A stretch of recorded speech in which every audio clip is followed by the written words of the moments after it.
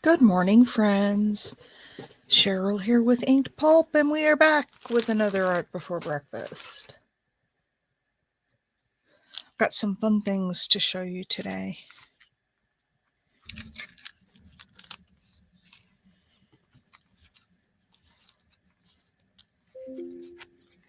This little, guy I did yesterday for my junk journal January, and this is sort of the technique I want to focus on today, and that is playing with tea bags in the background. And yeah, we'll have some fun today. So this is tea bags over my grid paper, and then my focal image on the top, but there's some stamping in there and some shadowing and just some different things in there. So we'll play with that today. And let me get my YouTube up and running here. There we go. So I've got a lot of tea bags, and I've got hundreds more upstairs. Hi, Pam. Hi, Bonnie. Well, I know Mimi's coming because we were just texting back and forth. So anyway, I've got these cool, and then I thought we would do them on index cards.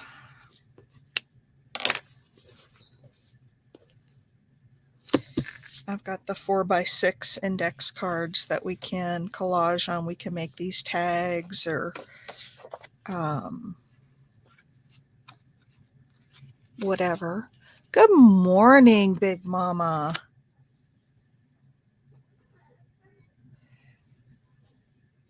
So I have to show you guys, I was working late into the night last night, and I don't have coffee today. I have my Starry because I was craving something really cold today, something cold and refreshing to drink.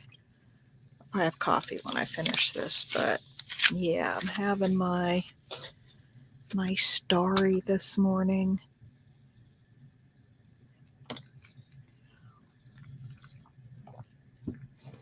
So I want to show you something. I'm going to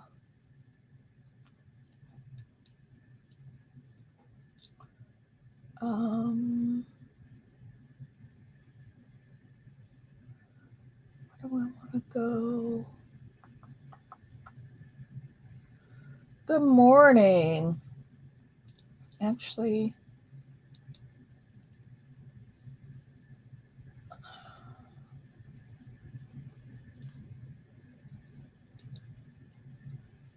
okay.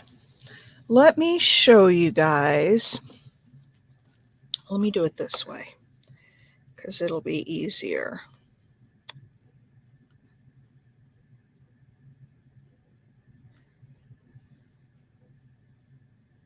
So I played last night. Hang on, let me close this for a minute. I was looking at like how to get more views because I'm not getting a ton of views. And so I was looking at some videos and they said a good thumbnail. And I thought, well, my thumbnails don't have a lot of pizzazz. And so I created for my junk journal January. You see what I've done there? Oh, you know what? I have a better way to show this to you. Hang on. I have a better way to show this.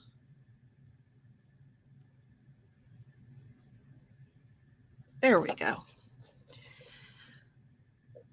Look at that. So I've got half the page is my image, and then I created this to really stand out.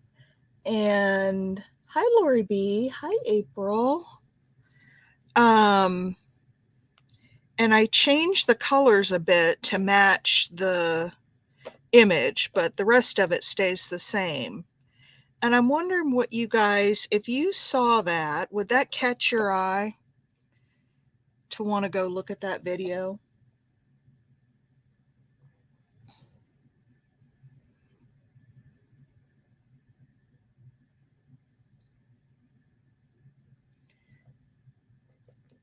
Is that eye-catching enough? And so each color for each one will be a little bit different, but the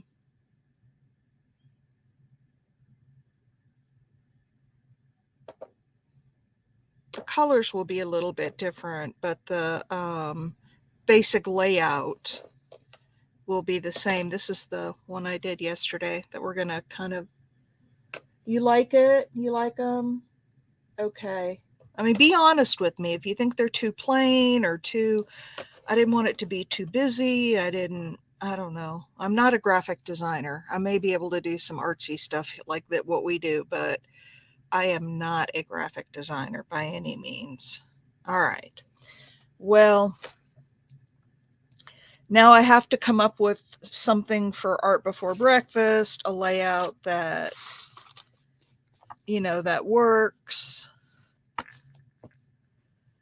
So I'm working on that. And then one for Marguerite Miller, and then just a general.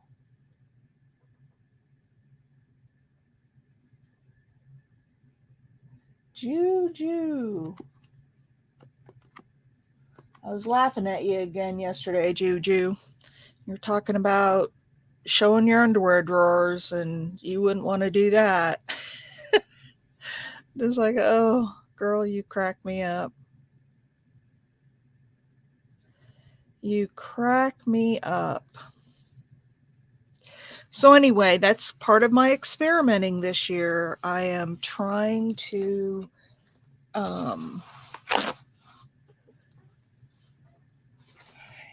get things.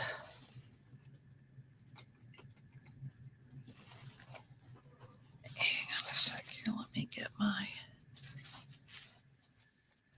Let me go rinse this off real quick because I need to put matte medium on it. And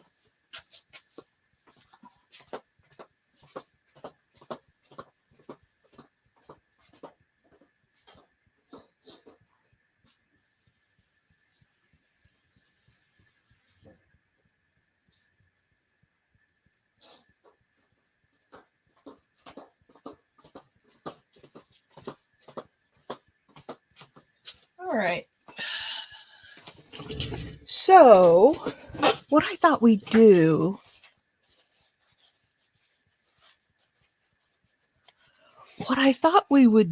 today is collage. I'm going to put 3 of these out here to work on. I'll put the rest aside. I just want to take some tea bags. I'll find some with some good color on them. Just thought we'd take some tea bags and collage for a background. But when I put it down, I'm going to put it down with matte medium. And you'll see I'm really liking this work with matte medium.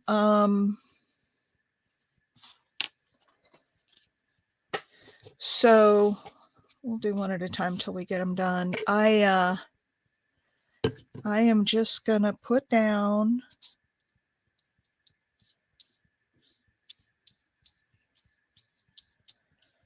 some matte medium. I got a lot there. And you'll see a little bit later why I chose to use matte medium instead of glue stick or just glue. And then I just want to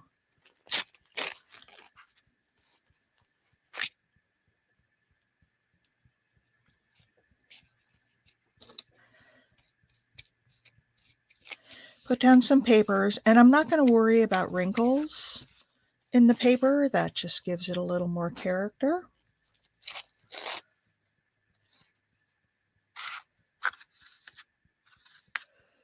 Do you guys work with, oh, hey, Judy. Oh, hey, Judy, I wanted to address your comment. I don't think I've addressed it yet on YouTube, but your comment about not having magazines, for that one prompt that was a magazine image. Surely you get those flyers in the mail from different companies where they're kind of catalogs. You can use those. They're not technically magazines, but they're close enough. Or even the ones you get from the grocery store that come in the mail, and they've got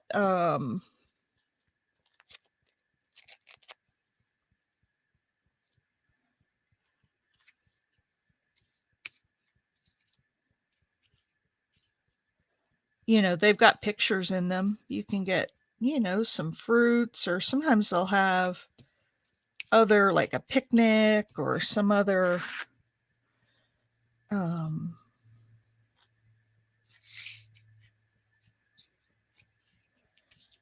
some other image on them. But you can use those.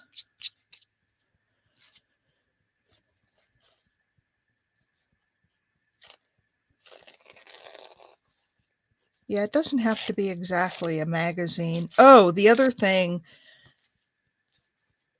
Well, I did that whole, I got a Sundance at the holidays, they send out, if you can, so a couple things. Let me tell you a couple things. I got the Sundance catalog, and it was all about winter and Christmas, and I got some awesome images out of that. Yes, the other thing that you can do, if you go online to, I did this with Seattle because that's where I'm from and I wanted to see what they were sending out. If you go to like Seattle's website, you can request a tourism brochure, and they'll send you a whole magazine or even more than one that is all about tourism in that city.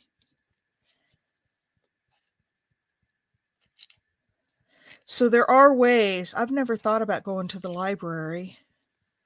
Of course, I don't leave my house. I do online library. I do audiobooks.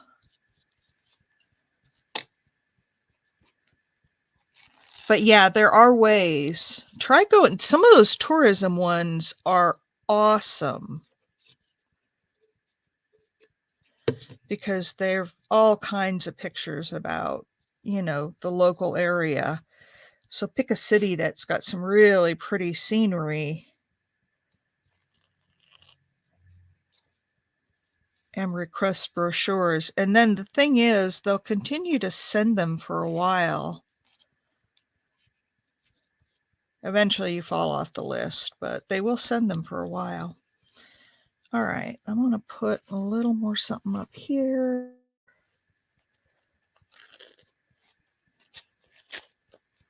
Oh, you guys, today is our marathon day. This is the third Friday of the month. So I'm going to go till 12:30 today. If you can't stay on, I understand. But remember, we were going to do the third Friday of every month as like a marathon until 12:30.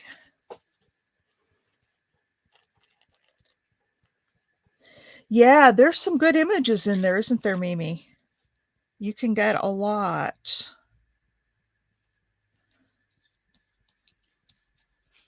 You can get a lot from this. I got to order some more of this. I am almost out. I have been kind of going back to my roots a little bit in mixed media and pulling out some of the techniques that I used to use in mixed media. All right, I'm going to set that aside to dry, and we'll do a couple more. We'll do a couple more.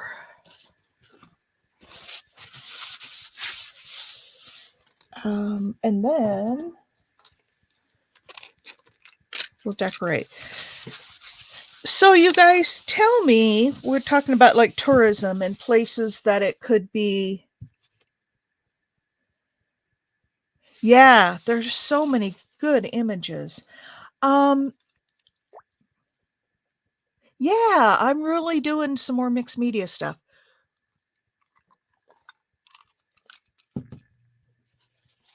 And I've been having fun with it. I used to do, oh, that's all I did at one point was mixed media. So let's talk about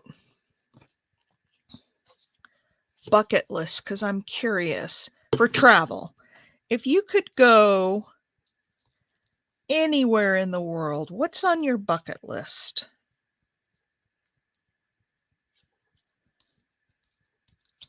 Mine, I have two. I want to go to Barcelona. And there's a funny reason why I want to go there, but I want to go to Barcelona and I want to go on an African safari.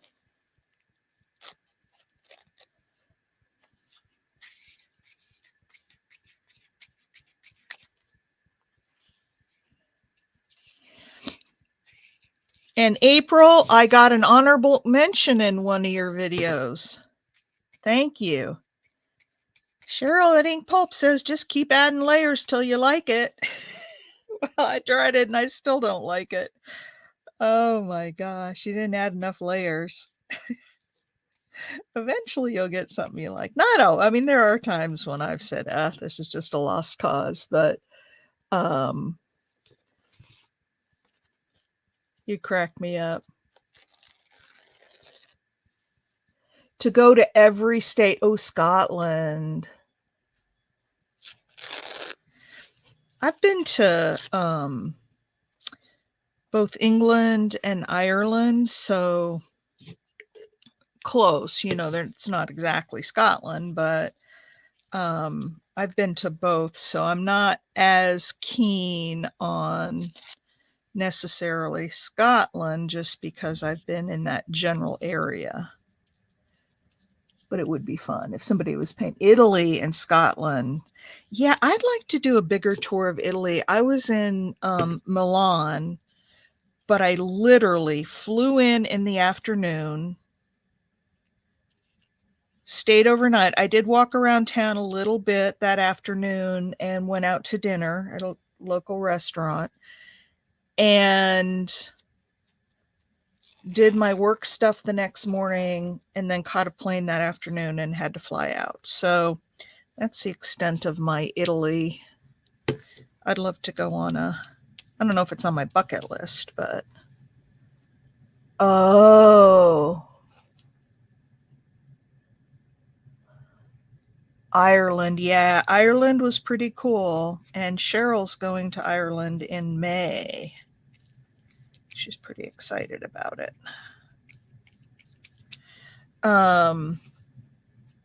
Yeah, sewing patterns are about the same things, Pam. I just have so many of these tea bags. And I literally have hundreds more.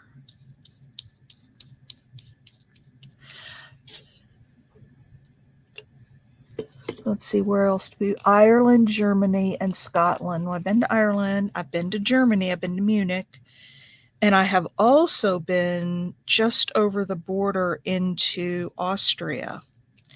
I was staying in Munich and I had like a whole weekend off. I had to be there, for some business stuff. And then I was there over the weekend. So I took a bus over into Austria and I went to Salzburg, which is the birthplace of Mozart. It's also where they filmed The Sound of Music. And so I did the Sound of Music tour where they take you all around, show you all the places where it was filmed. It was actually pretty cool. Oh, really old. Well, Europe, you'll get really old buildings. I mean, compared to what we have here, we got nothing. on Europe when it comes to old buildings.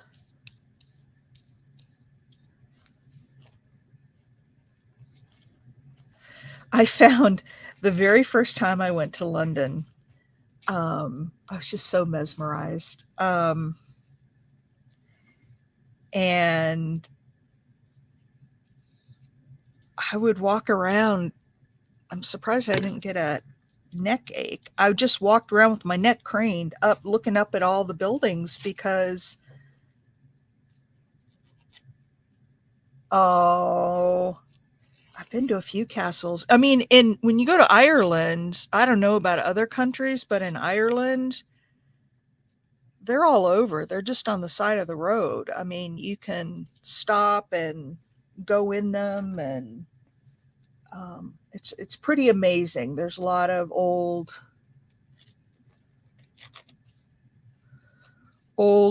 buildings. Yeah, I think we'll leave that like that. The other place we went, when we were in England, we went to Bath, and it's the old Roman baths. And the thing that amazed me, I don't know if it's this way in other European countries because I didn't really play tourist a lot in other countries, but here in this country, if you go see something really old, yes, I did when I was in England, and that's what I was just gonna kind of tell with this story is we went to one of the abbeys, and one of the was it Queen Elizabeth or Queen Victoria? One of the Elizabeths or Victoria, her what do you call them? It's not a tomb. It's the big concrete boxes that they put them in for their final resting place. I don't remember what they called them. And you could walk right up and touch it. And Lori B, I laid my hand on it, and it did bring tears to my eyes because I'm like, here I am. Here I am touching, the resting place, and inside of this is Queen, whatever her name was, whichever one she was, I don't remember. And I'm touching it, and this thing is, how many hundreds of years old, and oh, yeah, that would be a spectacular place to see, Big Mama. I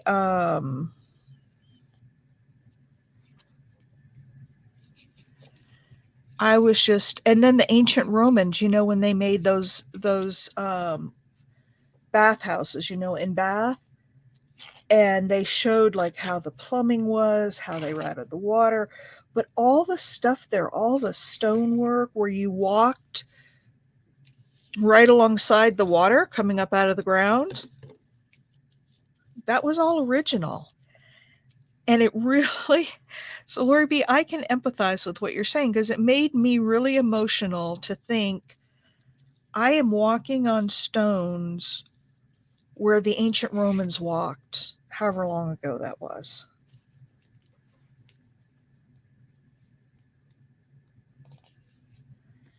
And it is very humbling because we don't have really anything that old here.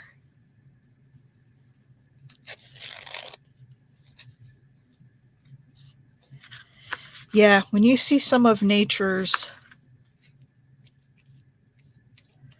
glory or even man-made glory, it just really humbles you to think that, that many years ago, people were walking around. So let's see, we have a lot of Scotland with Bonnie and Lori B. Any other bucket list stuff?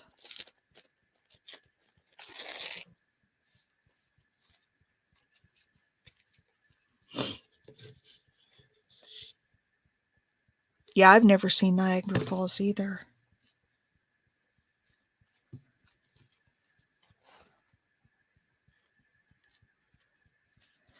Some of that stuff is just so breathtaking.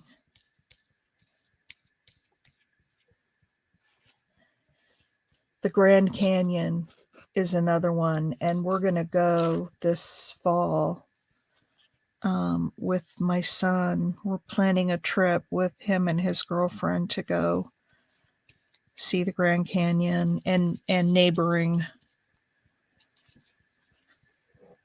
areas. Aww. No travel bucket list, Big Mama. We're talking travel bucket lists.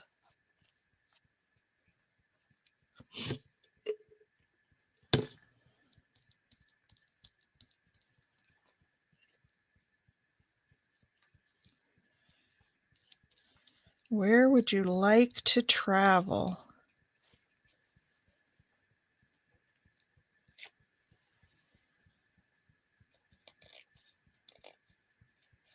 Yeah.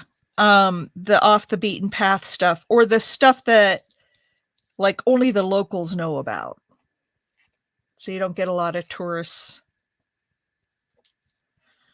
Um, that would be fun. That's always fun. All right, let's finish this up.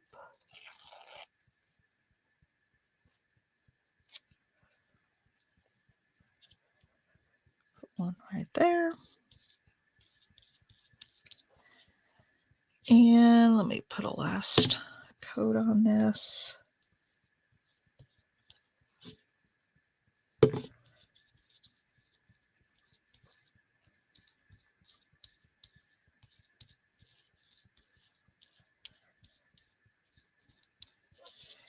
You want a pretty good coat of this on there. Now, the nice thing about using matte medium, well, there's lots of good things about it. One, it seals that layer below. So if you had created a layer that you absolutely loved and you didn't want any chance of messing it up, but you still wanted to add more stuff to your layout, you can cover it with matte medium.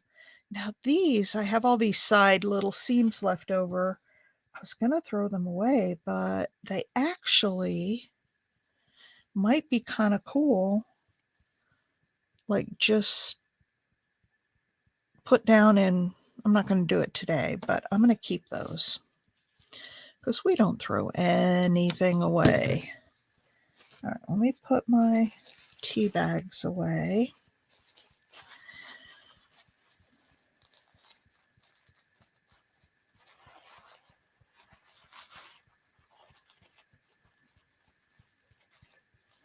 Yeah, family and friends and see what they have around them. Yeah.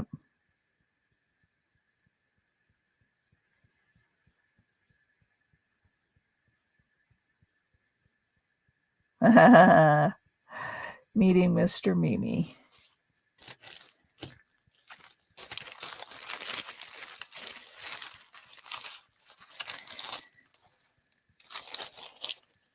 Yeah, I'm very much, that's one of the things I absolutely loved about my job when I was traveling internationally is that I am fascinated, absolutely fascinated by different cultures.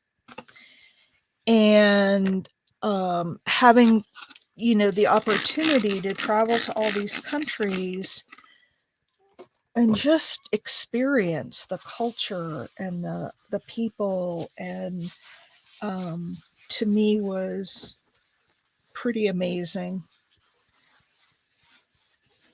Pretty amazing. All right, let's dry these babies.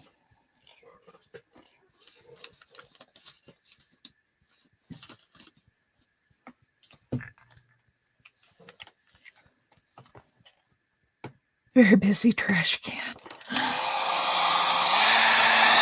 I'm going to stay way back because this is the really hot heat gun and I don't want to bubble anything up.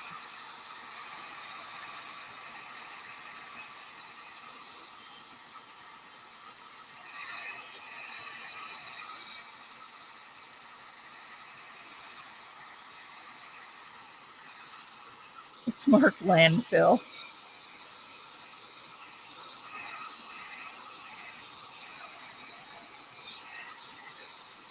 Do you guys want me to mute while I'm doing the heat gun? If this is annoying, let me know and I'll mute.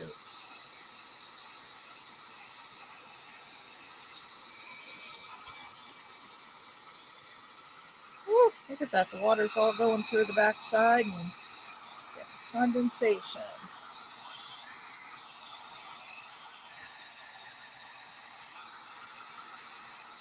All right, there's one.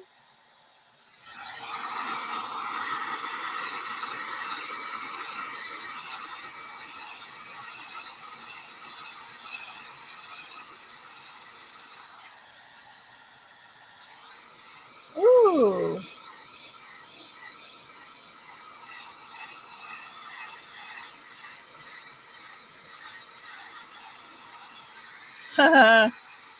That's funny, Mimi.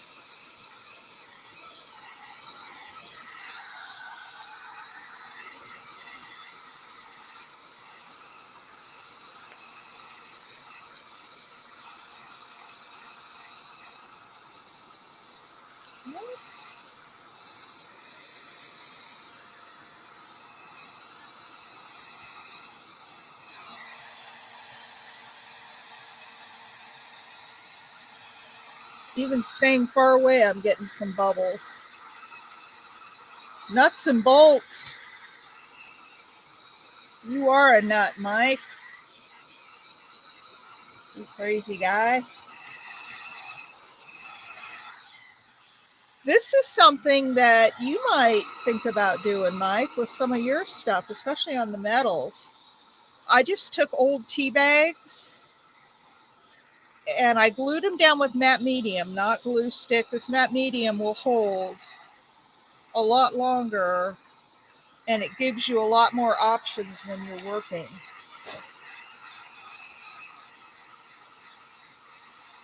So this is just some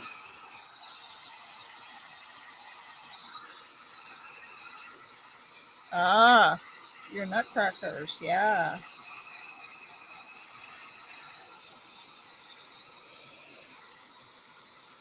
Oh wow, yes.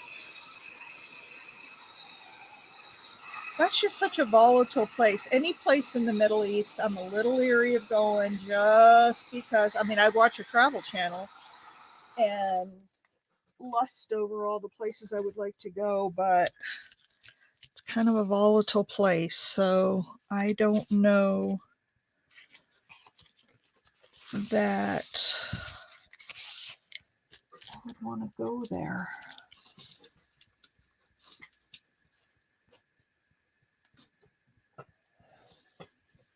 Oh, you just Googled play tea bags. What'd you get? What'd you come up with? Now I have to Google it. Did y'all see what Mike said? He said he just Googled play tea bags.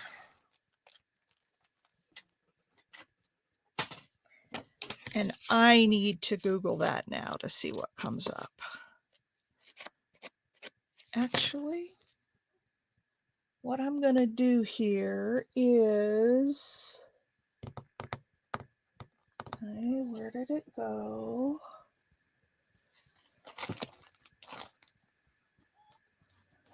I had a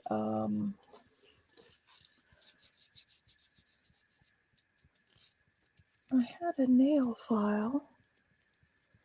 I had a nail file. Hang on, I'm going to go get a sanding block.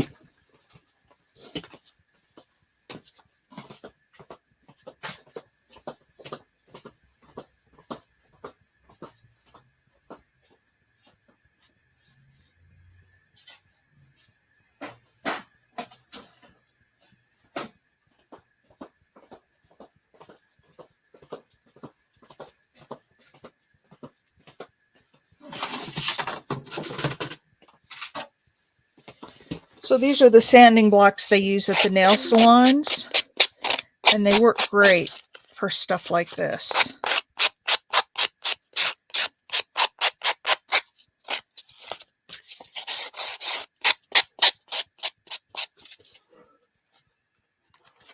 Just taking the edge off. It's still a hair damp, so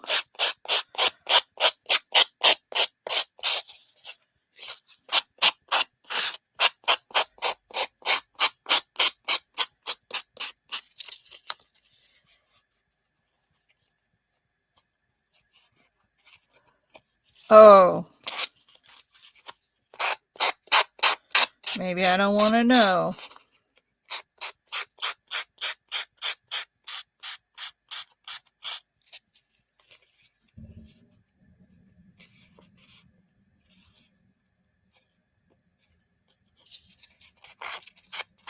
Yeah, Lori B, watch the videos, but stay out of harm's way. It's so sad that some of those very historic places are such volatile places these days for, all the reasons that they are. But it's sad because I think a lot of people are afraid to go and visit. Hey, Stacy. Oh, okay. Here I am thinking it was something interesting that Mike found. And he's leading me down a naughty path, I think.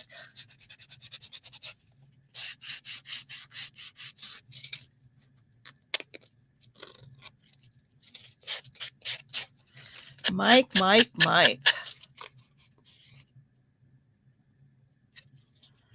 Huh. Never heard of it. I'm naive.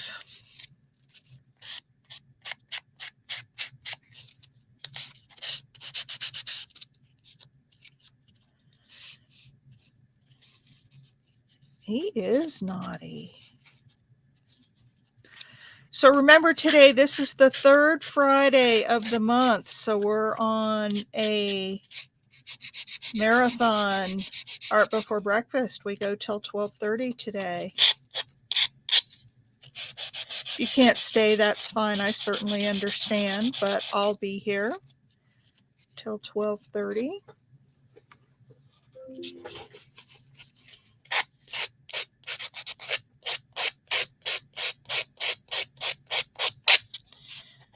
I suppose I could have cut these out and I'd be done by now, but this is more fun. They're really starting to dry now, so it's coming off a lot easier. They were a little bit wet still when I first started.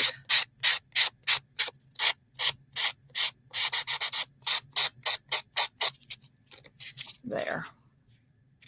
Now they're coming off. That one's coming up just a hair.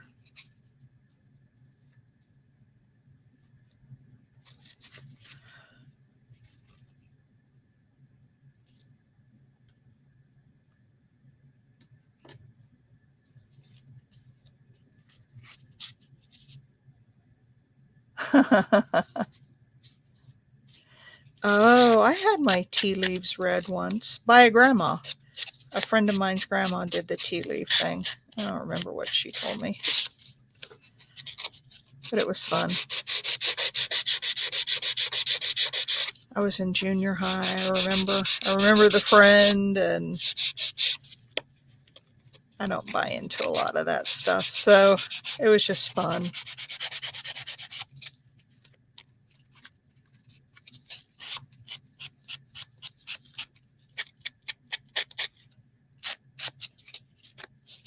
All right, there's one. Look at, isn't that a cool background?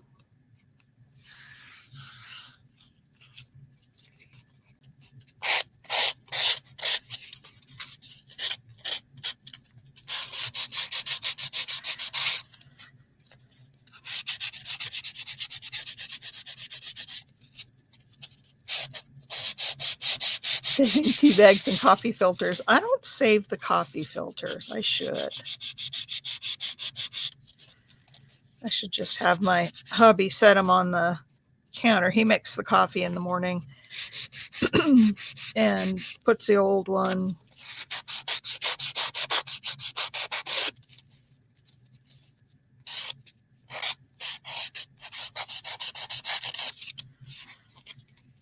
But yeah, Mike, this is a really, you can really get some fun texture. You could take these pieces, especially while it's a hair damp like it is. I mean, it's not wet, but it is got a little moisture in it. Run them through an embossing machine and put some yummy texture on them. Or you could, because, I started to tell you why I use matte medium. Because it's got matte medium, oh,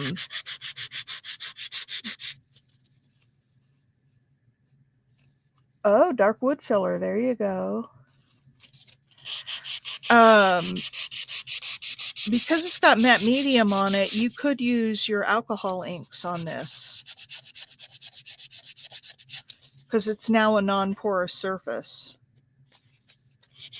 You can also, so if you get a layer, you really like it, and you seal it in with matte medium, then if you put something else down and you don't like it, you can wipe it off because you can wipe down to that layer where the matte medium was.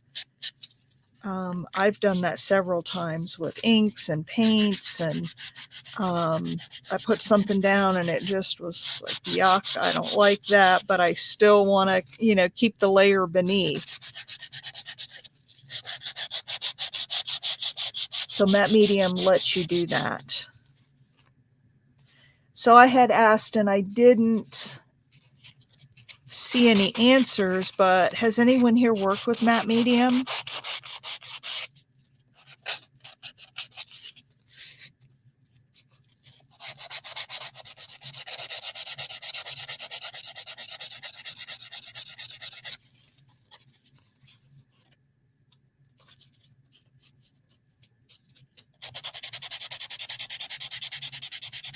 Nope.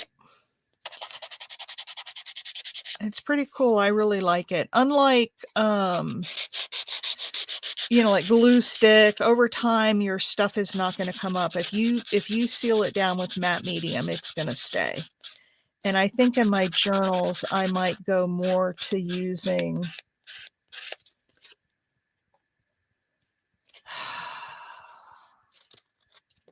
Mike,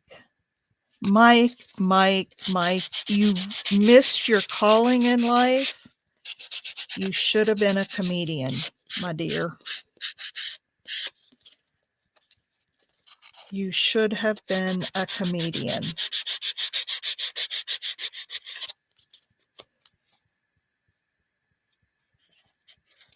Oh, combining brush show and alcohol, maybe. Especially if you want to keep the layers separate, Mike. You can put down matte medium. Now, there's a couple of kinds of matte medium. Let me show you what I have. And I like both for different things, but I only have this one right now. A piece that folded over onto the back, but I suppose that won't matter. Little old perfectionist me wants it off, though. There's a matte gel medium that's a gel. It's not liquid. And then this one that I have is more of a liquid. And I really like this one because it golden. It's not cheap. Golden and Liquitex stuff is not cheap, but it says used for lowering gloss. That's the other thing you can do. See how matte it is. If you have like things down that are real shiny, you can go over them with matte medium and it will take that shine back.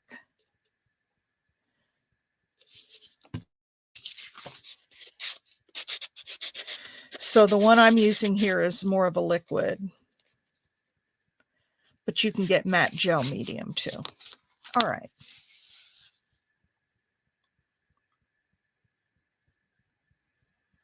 Let's see, Lori B. Yeah, I like them both.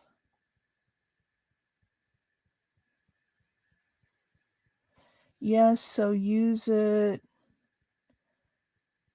as a texture. Absolutely. There definitely is texture on this. It's got kind of grainy, but not severe grainy. It feels a bit like clear gesso when you put clear gesso on something. And I guess clear gesso would do the same thing. Matte medium is a glue and a sealer. So look at how cool those look. Aren't those cool?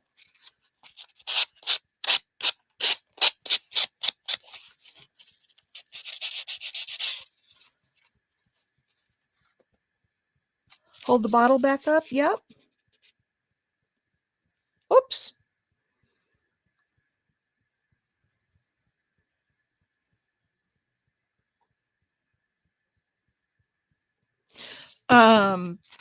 Yeah, any matte mediums will work. There are lots of them out there, and I think, they have different consistencies, and you may like one better than the other. And, you kind of find what you like and then look at the cost points, because Golden and Liquitex products are more expensive, but they're more artist grade rather than like student grade. But if you're not, making stuff that you're going to be out, selling, if you're doing it for yourself, you don't need to spend that money. I think I'm going to start doing more in my journals of using, I think I'm going to start doing more. They last a long time. Yeah. Oh, yeah. Oh, good idea, Big Mama.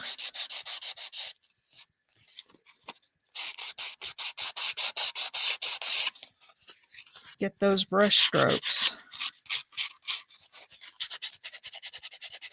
I'm taking forever to sand off these edges. I'm reading chat. I've had this jar for years, literally. Of course, I didn't use it for a long time, but it's still good. It still works just fine. It looks like Elmer's glue is what it looks like, but it's not. But the only thing with matte medium, if you put stuff down with it, you got to dry it. Because I usually put down on the bottom, the base, and then glue it down, and then I usually put a layer over the top to seal it.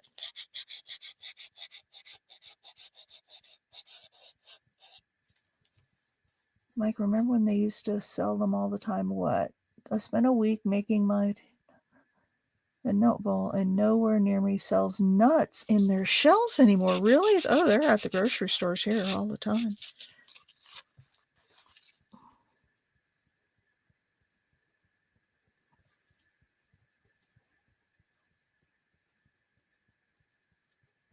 We put them out at Christmas, Mimi.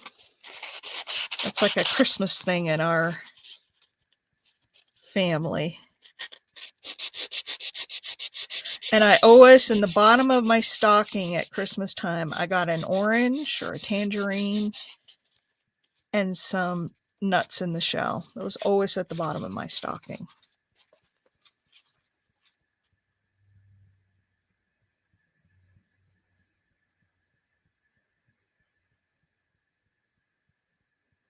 Okay, Mike. Take care. Hi, Wendy.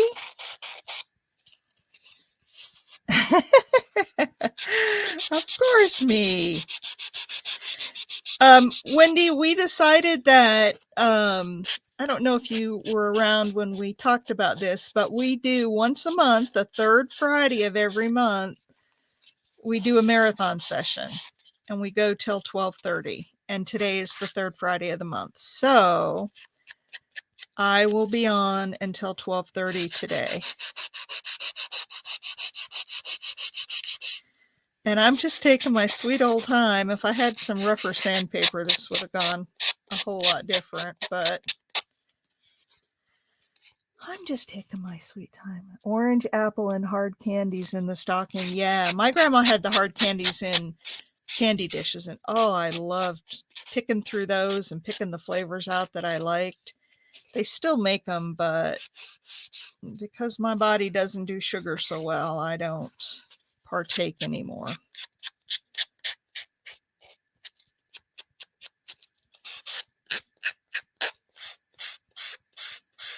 I never got an apple in my stocking, though. I did get the orange and mixed nuts. Well, hi, Cheryl. Hey, I was just going to say, and we hadn't really had a break in the conversation, Cheryl has been really, really sick, you guys.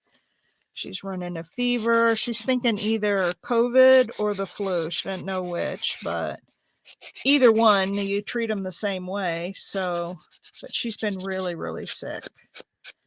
So let's say a prayer for her to feel better soon.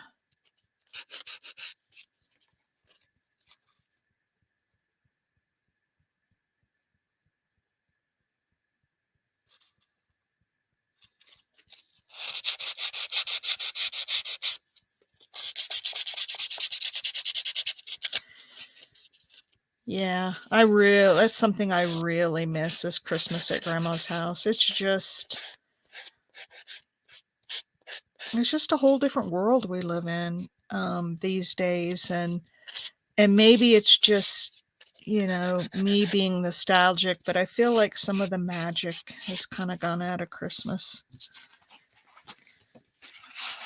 especially when you hear people trying to cancel certain Christmas songs or Christmas shows, and it's like, come on, you know. That's what we grew up with. All right. All done with that. Now,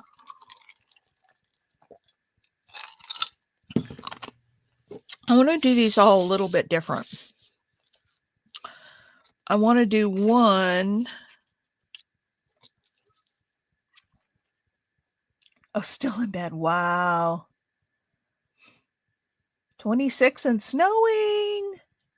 Oh, no.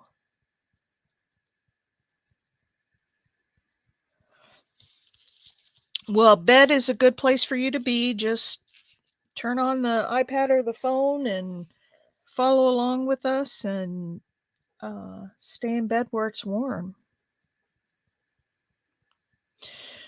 All right. I want to do one where we do the whole ink thing. You know how much I love that.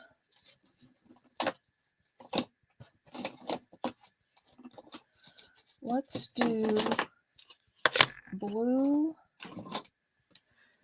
and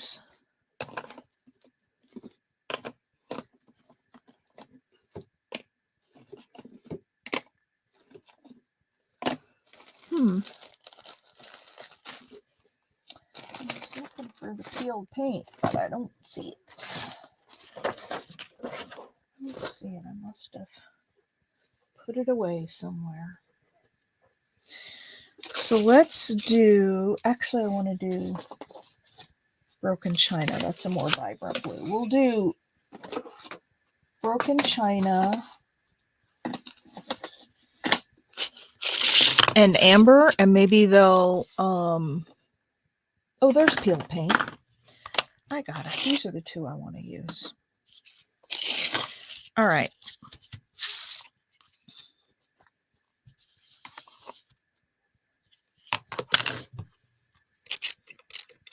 You know I love this technique. And since we've got the let's put a little water on the page. Since we've got that matte medium on there, I'm sure it'll behave a little bit differently. Oh, look at it run down. I love it. Love it.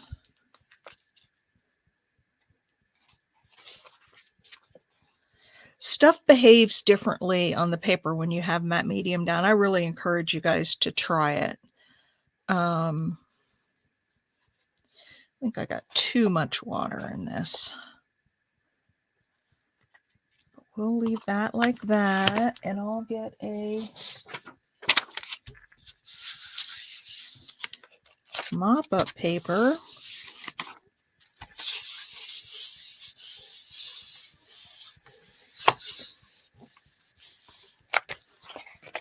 All right. And then I do need to dry that.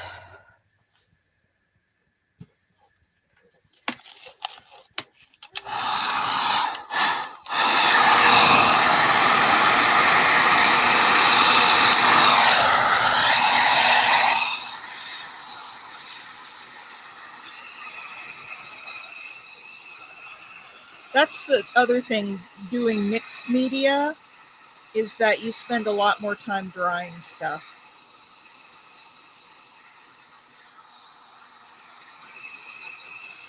Because there's a lot of liquids that you use with the paints and the inks and the matte mediums. And look how pretty that is. Isn't that gorgeous with that blue on there? Now, I'm not going to put as much water in the green. So we should get a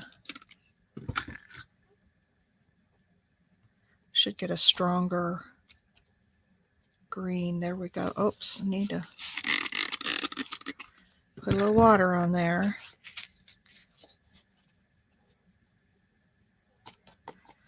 I don't think I have enough of it.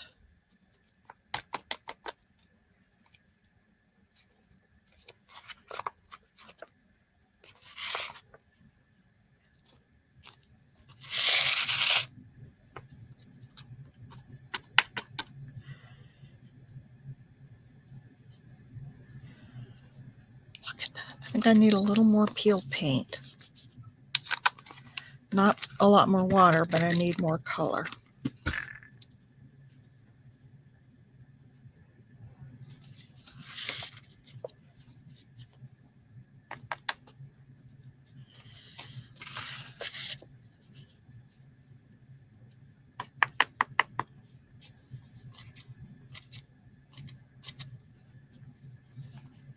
Look at that, you guys. Look how pretty that is.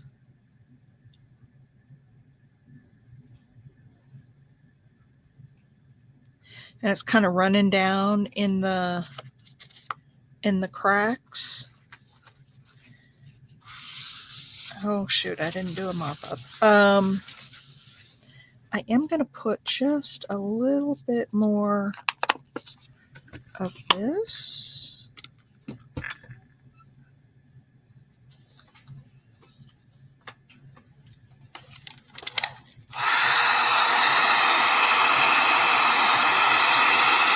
So this is, if you guys have never done mixed media, the whole thing with mixed media is layer upon layer upon layer. And yes, April, you just keep, your piece is going to go through a stage where it doesn't look very good. And you just keep adding. And eventually it will look great.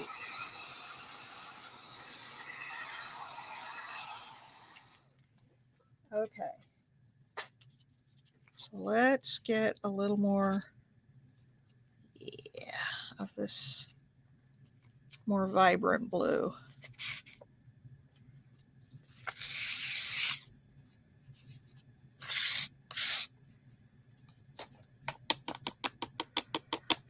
Let it drip.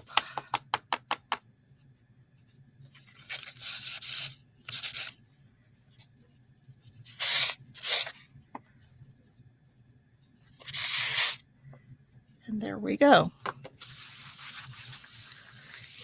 Now let's try that real quick.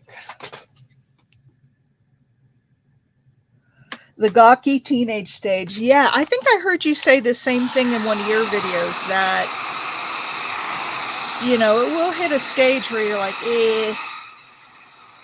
just keep going. I'm really liking this background.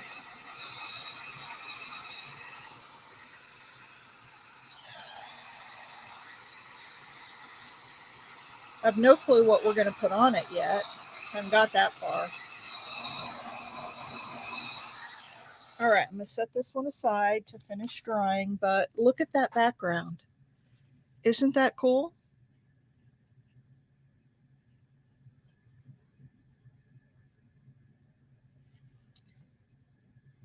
You just have to keep going. I know, much as you want to just throw it away and start over, you got to keep pushing. It looks like there's like some vintage photo in the background where the tea bags overlapped.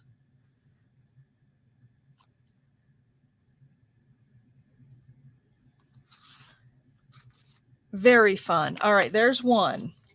Now, on this one,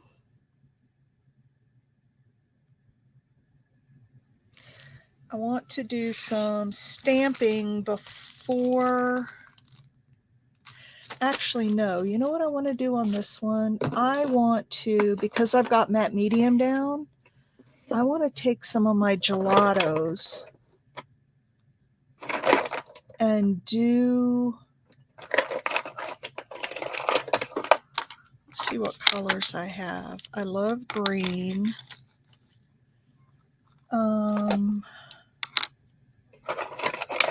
There's a gold.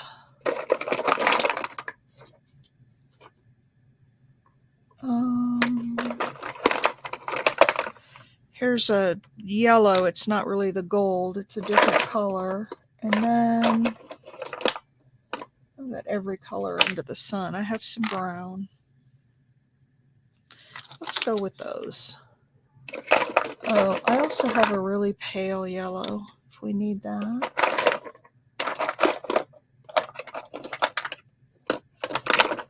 And I do have a green, like a Kelly green, if we want to try that.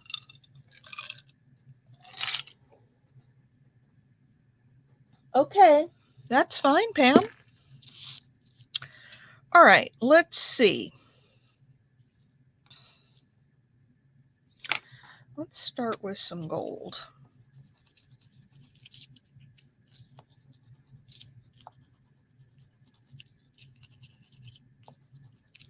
Oh, this is really cool because it's catching on the high spots. Oh, that is really cool.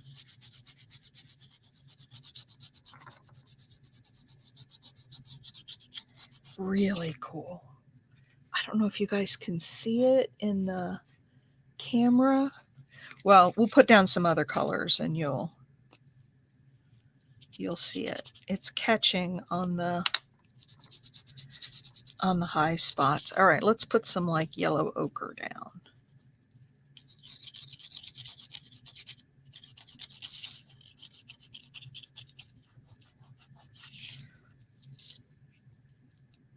And I think what I might want to do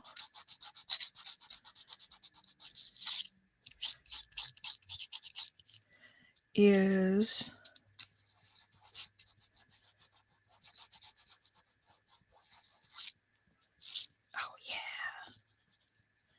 oh yeah. And this is blending so beautifully. I don't even have to put water on my finger. And it's blending like this because I've got the matte medium down. So that's the other thing. Any of your, you know, inks or anything that, oh yeah, thumbs up, everybody. Any of your, mediums that will sink down into regular paper will blend really well on matte medium.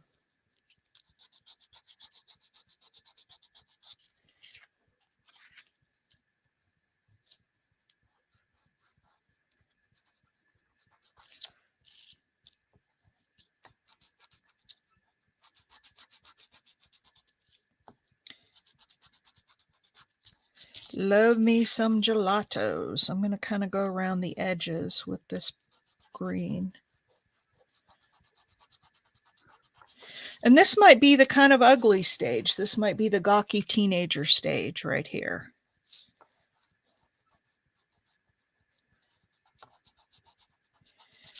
It's not looking like a whole lot, but wait till we get all the other stuff on it.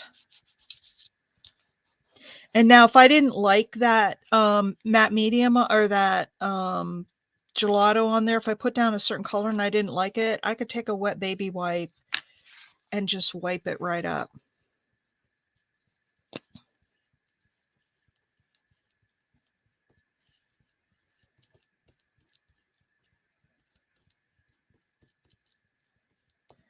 So what I'm doing here, I'm just lightly going over the wrinkles.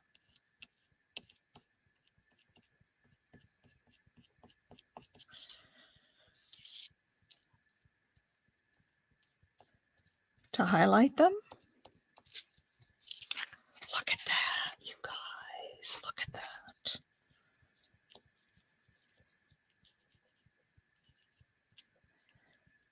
I've never done this before with gelatos. Like just go over it like this. But I like it, and I'm not going to blend it in because it will push that gelato down into the background, and I want it to highlight these wrinkles.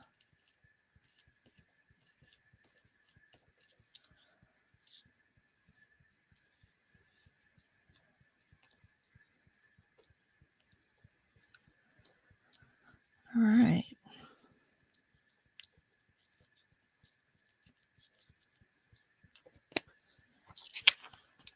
Oh, got some up here I missed. Some right here.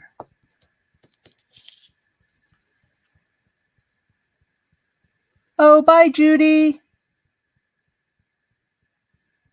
Yeah, apple barrel paint. I agree. I have a ton of that folk art, apple barrel.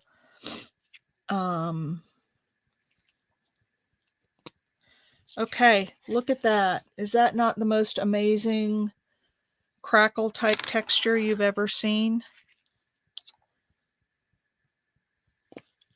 Now, I am going to go over it. No, not this color. See, that's what I'm saying. If I get that on there and I don't like it, I can just wipe it off. I want it gold, not the yellow ochre. And there's all these little tiny cracks, I mean, or wrinkles. You can go on and on and on trying to find all the wrinkles in here and highlight them, but they're everywhere. All right, let's try the gold now and see.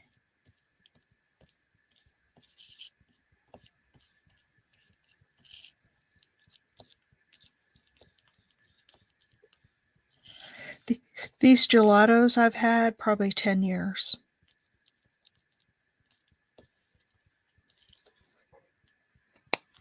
Okay, just a few gold highlights in there with the brown. So there's another background. Is that not amazing, you guys?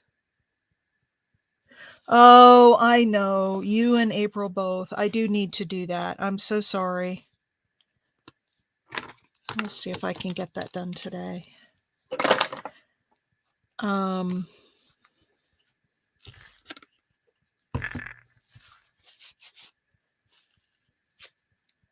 But yes, I will get that invoice out to you.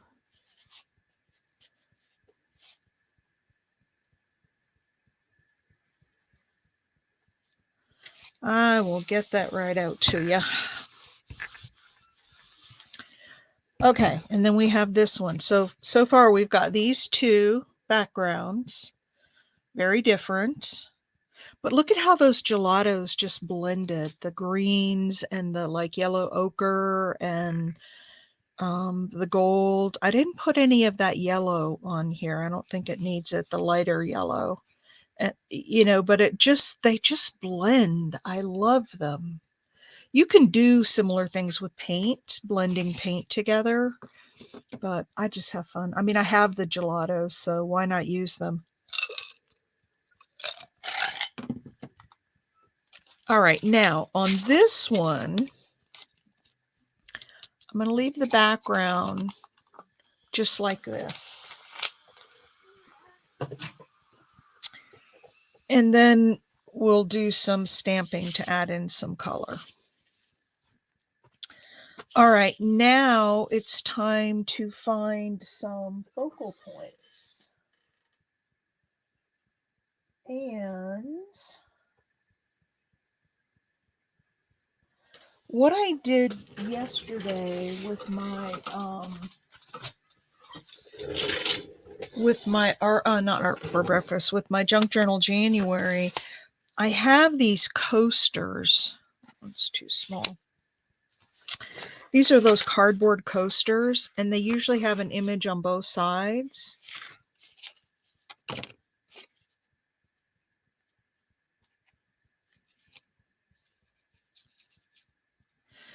And I like, here's one I tore off. I just tear off the top layer and I use those as images.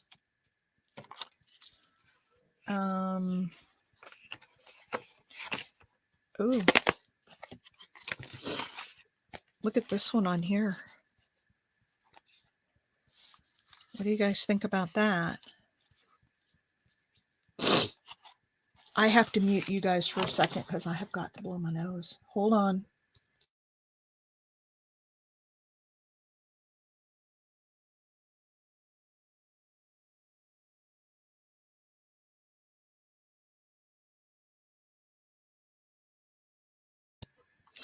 And maybe a square image isn't the right thing for an oblong or for a rectangle base, but if you guys run across these in thrift stores, oh, there's a bigger one. That's too big.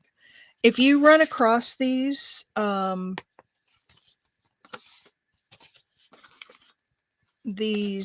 coasters like this, snap them up because you can use, oh my gosh, I love that. Look at that. I've used the other side already.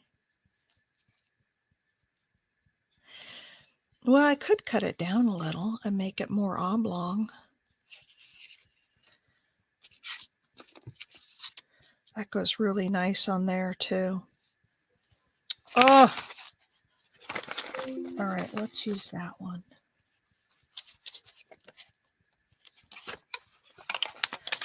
All right, so and then I saved the cardboard because sometimes I need a thick cardboard backing to give some height, like on a cover. And this is really nice and thick. So I'm just trying to find, got glue all over my hands.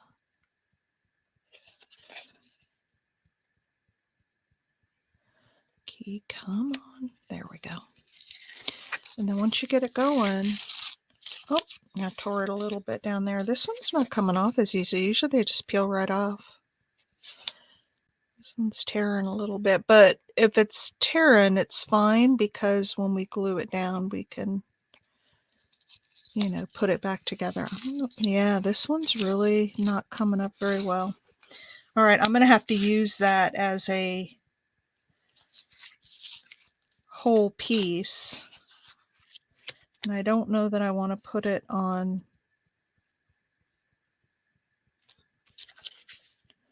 Because I'd have to cut way into it. I'm not going to use that. Usually they peel right off. So let me find something else over here. I know I've got all kinds of stuff.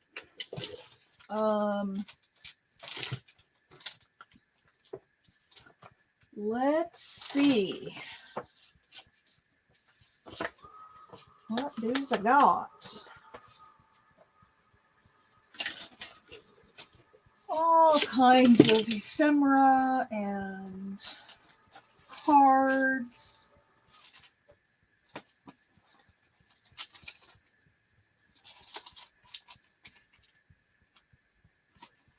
And envelopes.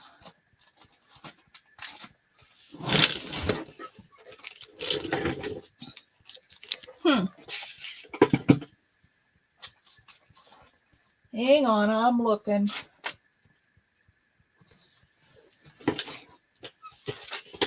Let's look in here. Well, we've got these roses still. What do you guys think about that? Actually, I think I would put it this way. Oh, no, this way. You guys like this?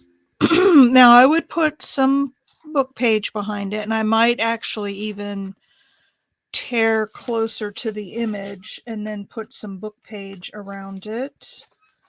I've also got this little girl we could put on here.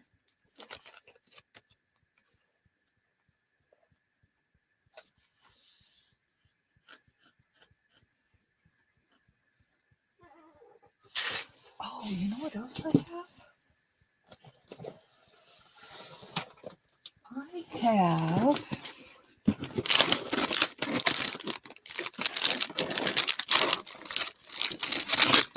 these.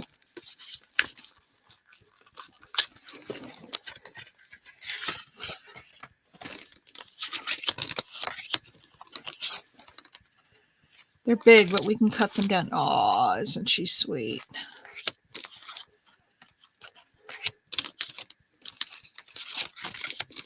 Oh, look at those two.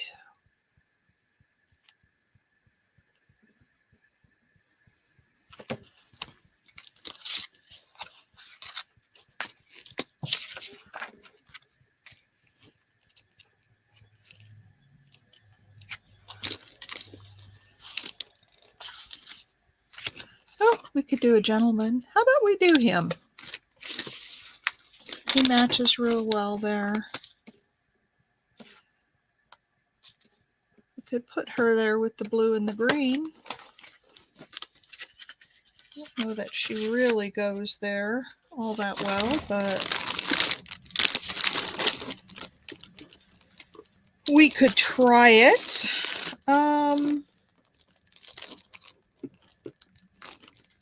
What do you guys think about these images on here?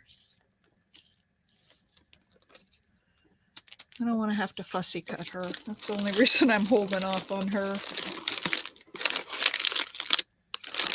Oh, I've got some other things that I can use, some bigger things in here.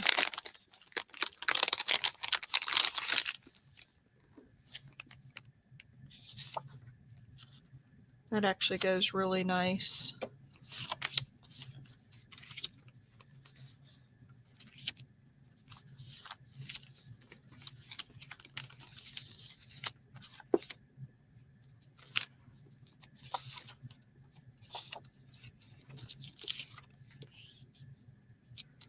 And I actually like that better on there than the roses. Should we make these a little bit grungy?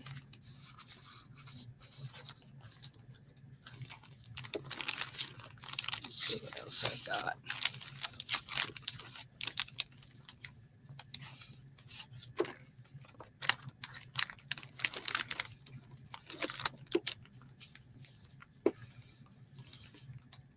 What do you guys think of these for focals? Yay, nay?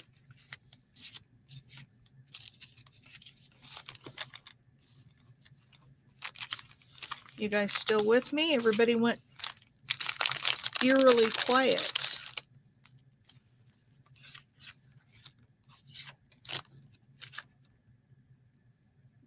That's too much. What do you all think?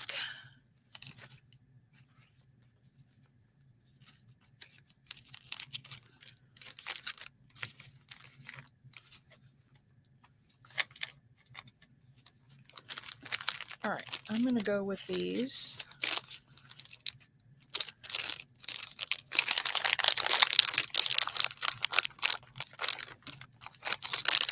Since I'm not getting any input from you guys.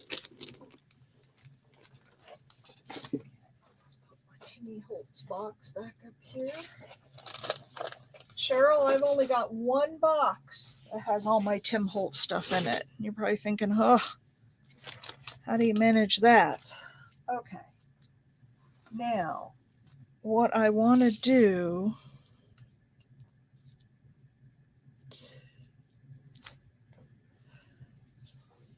all right, somebody say something so that I know you all are still here. Please.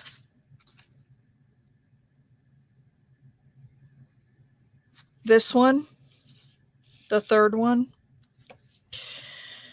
Well, yeah, I was just looking at this. I am actually going to tear this around, which will tear off this number, but I'm going to keep it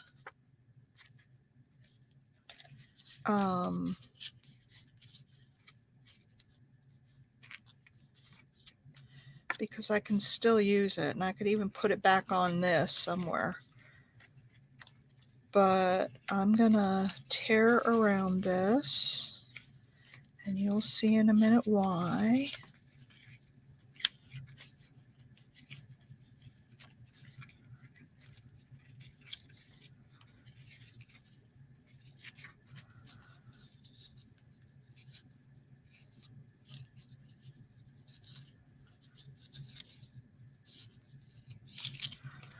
There, and then we have all these little pointy things that have to come off. It's not too bad. All right, let me put these aside for a minute.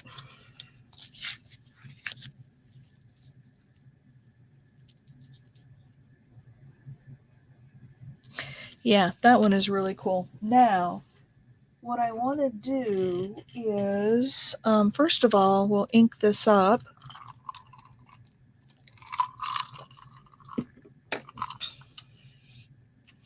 And maybe I'll ink it in. Hang on a sec, you guys. I got to reach over the camera. I got to get my daubers out here. I had put those away somewhere and couldn't find them. That's bundled sage. Okay, I'm going to take the peeled paint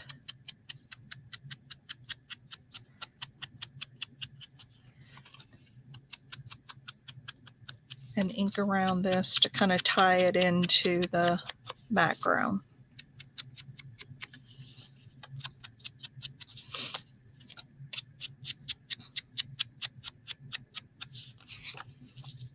All right, there's that. Now I want also some, there it is,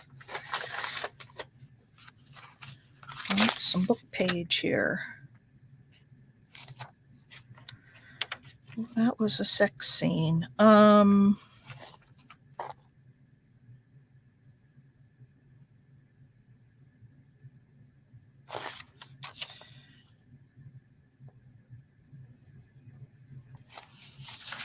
Okay.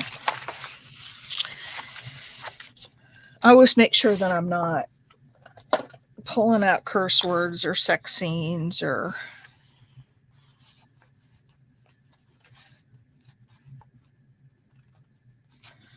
All right, so I want to go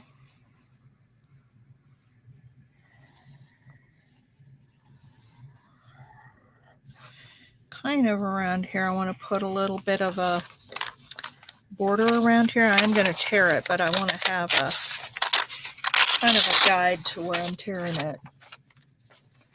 I bought my premiere set.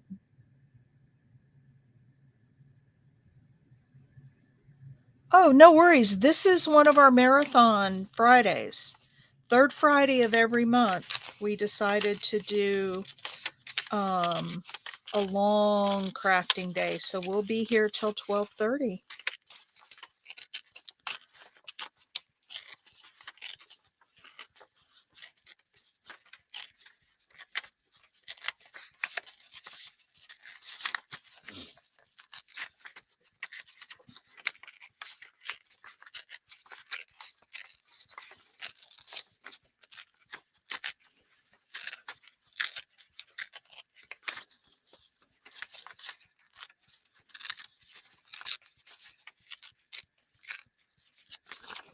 All right. It kind of takes up the whole page, doesn't it? That's all right. We'll take this down just a little bit.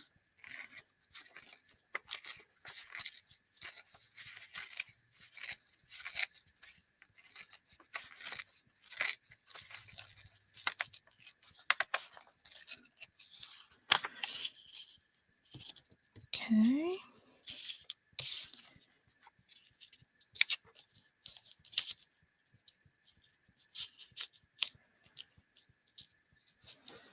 All right. I like that. Now I got to ink that up with, and this time I am going to use Vintage Photo. Oh, where did I put it? There it is. Vintage Photo.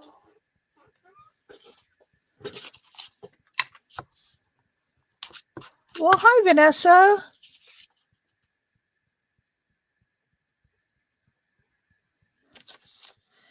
Oh, no worries, Kelly.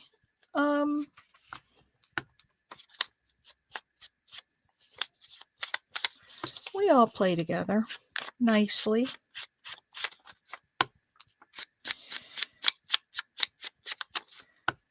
So I'm just going to go around, put some brown on this.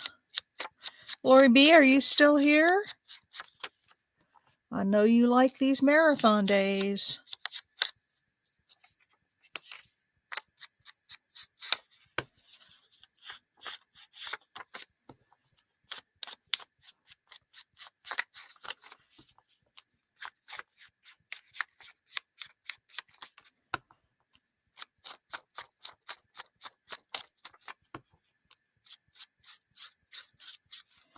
Okay, and I want this really dark around the edges, but you'll see I've got another trick up my sleeve to enhance these edges.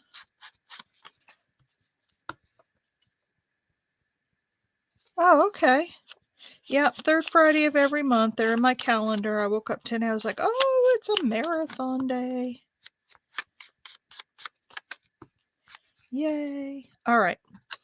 So there's that. Now, what I'm going to do, and again, I'm going to do this with matte medium.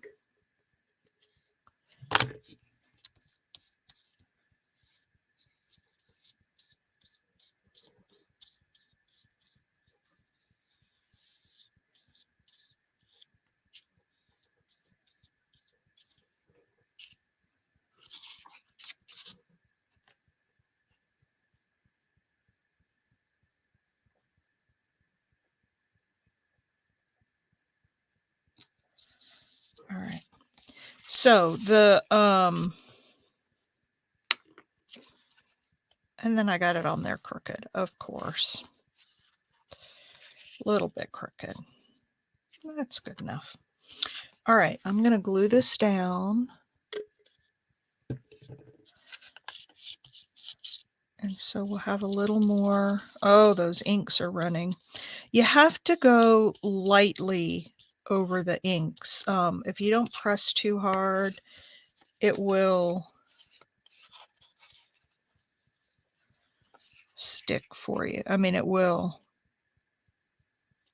be okay. Okay.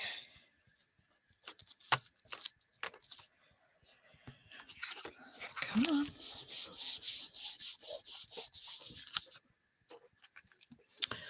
I'm not getting a good stick here. What's going on?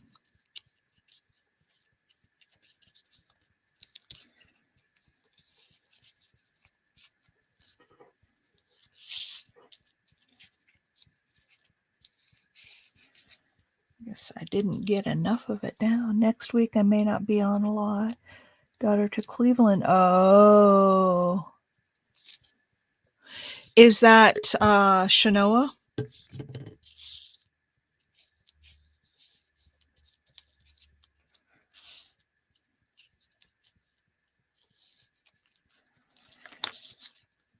Please tell her we are thinking of her.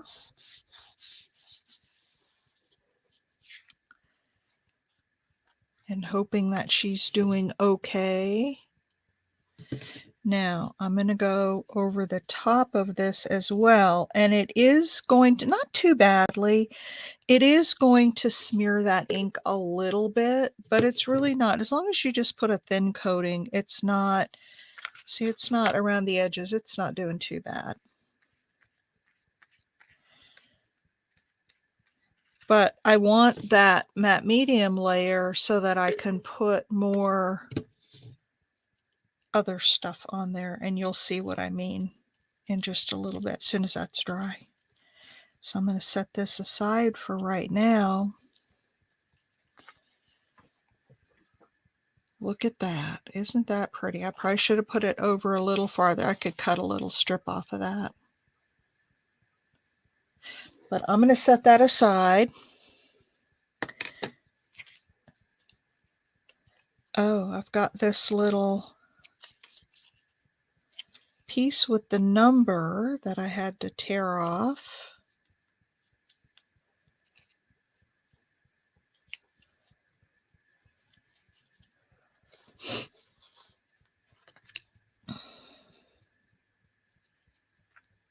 Yeah, I don't think I want to put it on there. All right, let's move on to the next one. Nests and eggs. Do you guys like this? Yes. Save. Oh, hey, Penny. Penny, I'm on till 12:30 today. Today is Marathon Friday, third Friday of the month.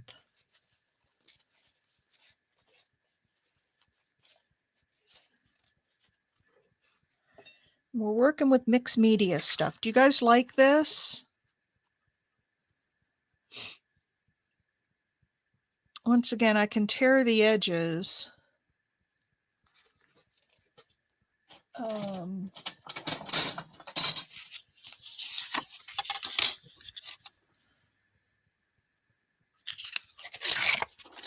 we go. Oh, wow. Wow. You got a full schedule there, my friend.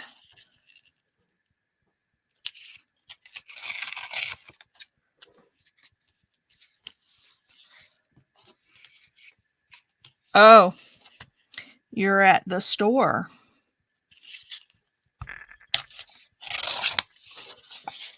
All right, there's that. And let's put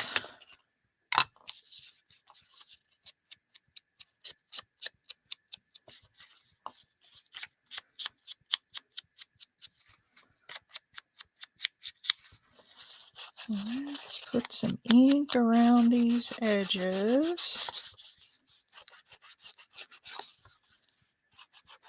I hate to cover up all that crackle stuff in the middle, but that's just the way it goes.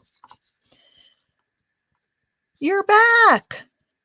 What, was the store closed?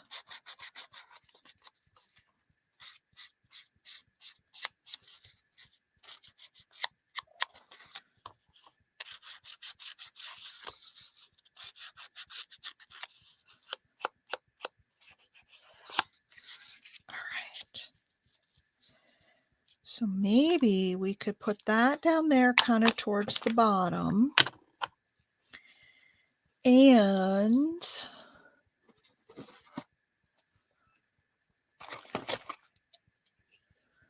let's look at some of these other things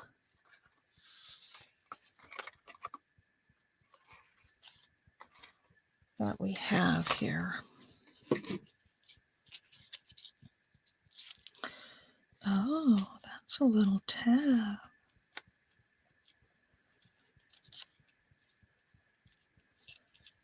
That's kind of cute.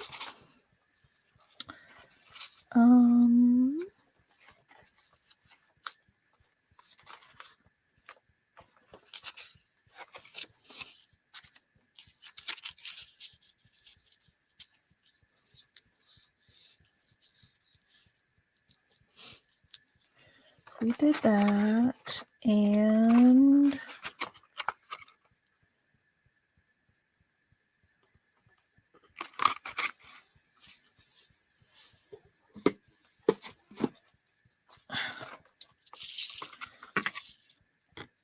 that, and let's look at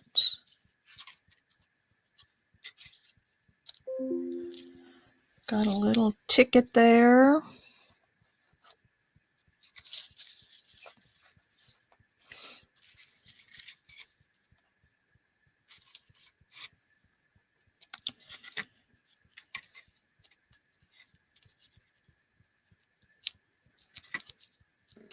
Nope, maybe not that there. So it's going to come up a little bit.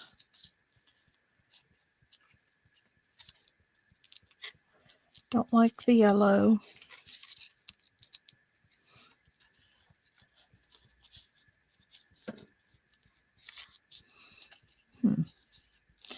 Trying to get some little nice Mimi museums are great. Oh, yeah.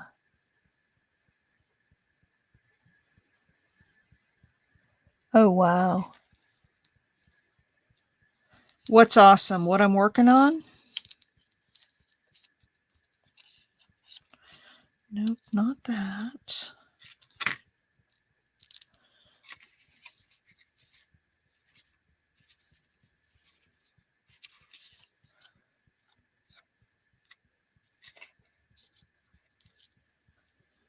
Not that.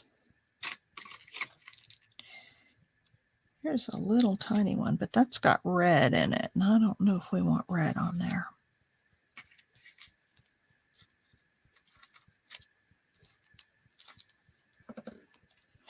Nope, I think what I want to go to is this stuff.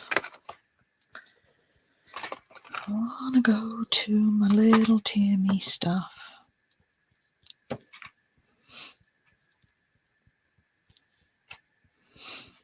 Let's see what we've got in here. I've got a little.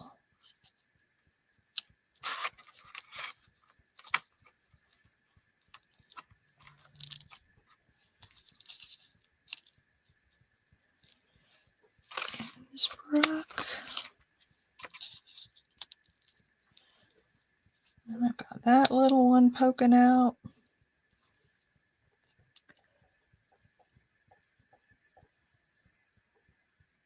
Hey, Kim. Today's our marathon day. We're going to be on here till 12:30.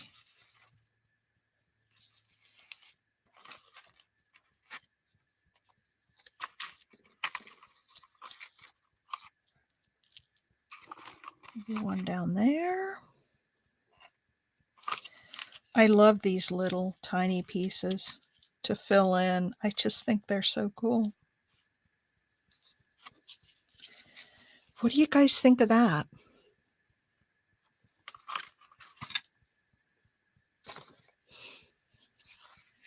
Maybe a little bit of cheesecloth coming out here at the top.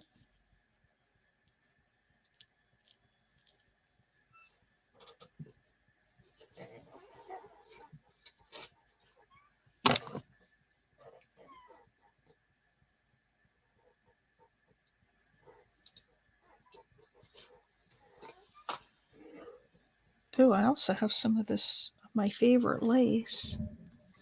Yes, cheesecloth.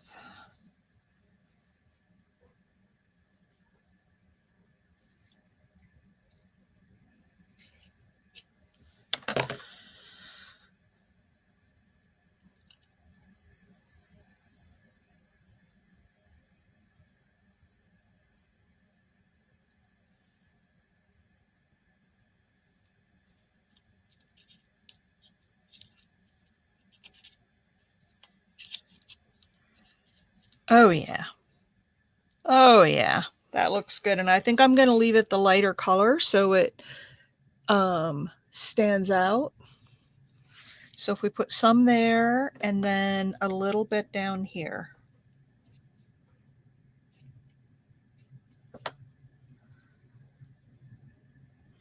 Now you see, we can hardly see those tea bags in the background, and that's the one thing about mixed media that I had to really accept and get used to, is that you put down all these yummy layers and then you cover them up. But you know they're there. I was like, oh, I don't know if I like that. All right, do we need a third piece like right in here? Maybe? Or just two? Mimi, what do you think? One more piece right in here to make it the three, or, and I'm talking just a little tiny piece.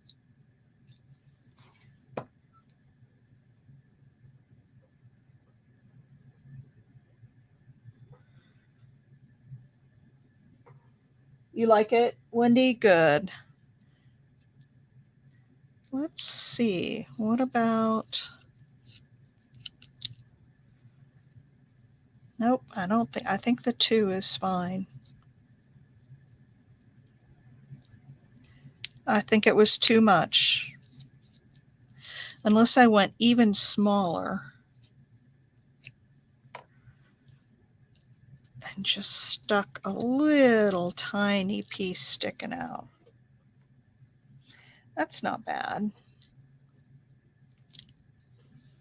But I just don't think it needs the extra.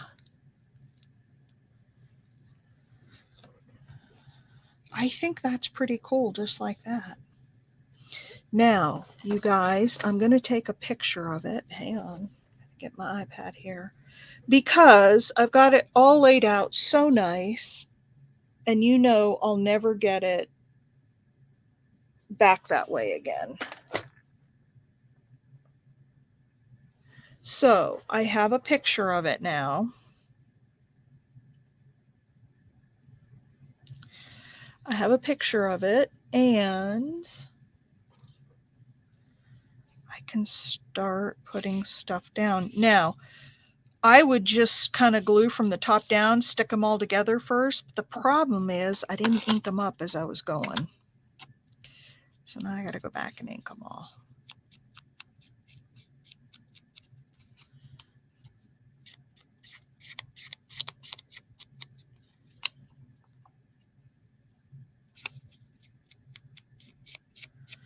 So I'm going to try to get them all back right where they were, and then glue them together and then put them down.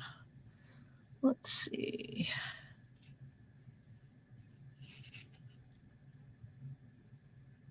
This was about like that.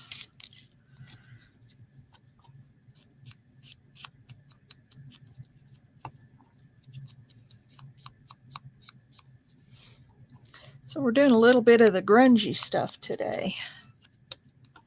Man, my stomach's growling. If I'd have remembered that we were, when I came down here, if I'd have thought about it, I would have brought something to eat. I may need to take a little break here in a bit and just grab a quick bite of something.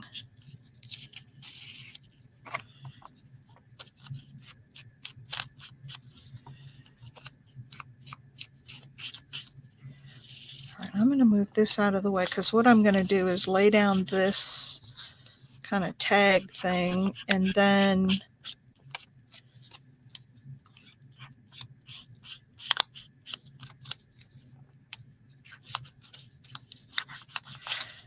I'll try to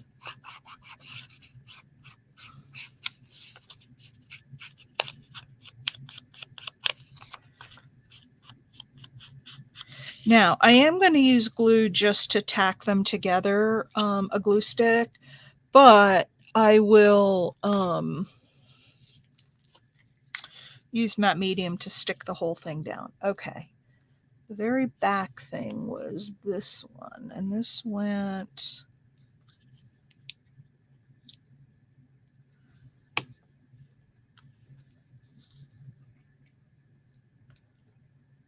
Let's see, right about here to...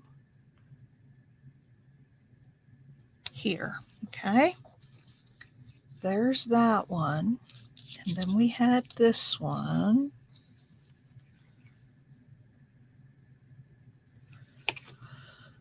Which was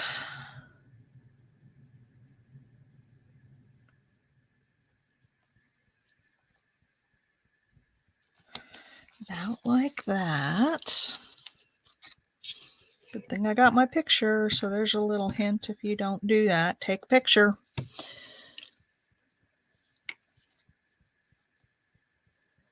Okay, this one's gonna go off.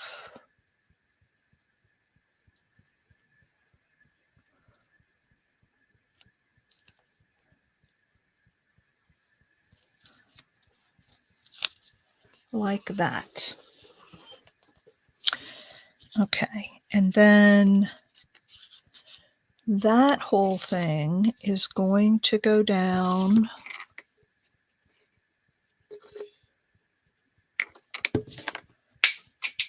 Oops, lost a lid.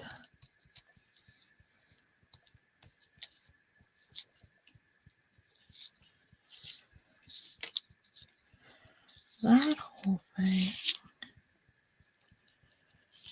is going to go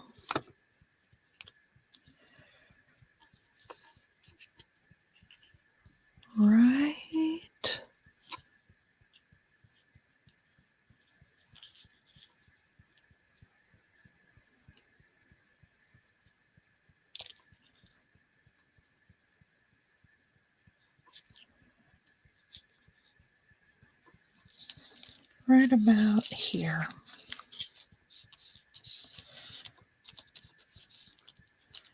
Okay, and then I had some cheesecloth under there.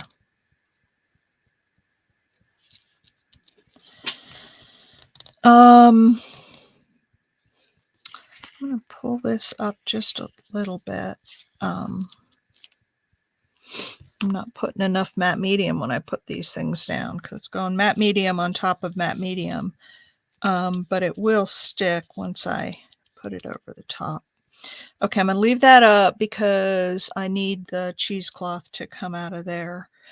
And then this piece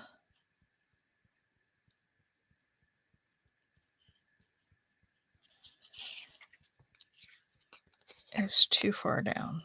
I need this up farther, much farther.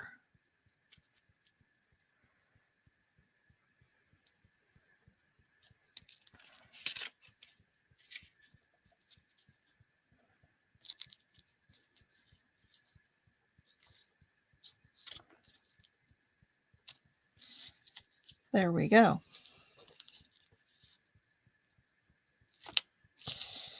There we go. Just like that. The other thing about matte medium, for those of you who have not used it, is that it's a pretty strong glue, especially since you are going to go over the top of it. And on here, let's put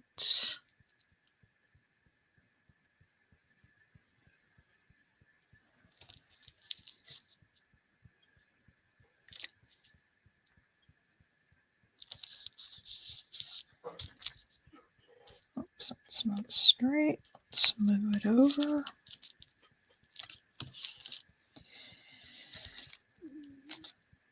There. All right.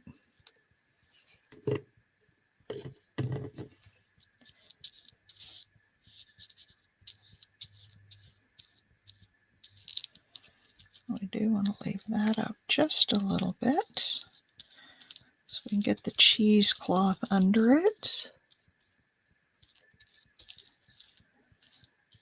All right. So we're now getting that down. Now we have these two little pieces.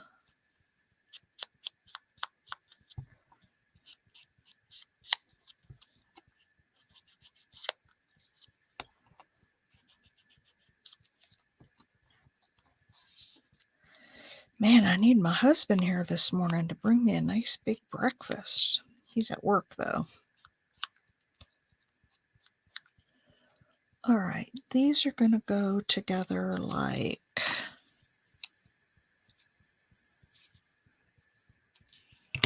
this.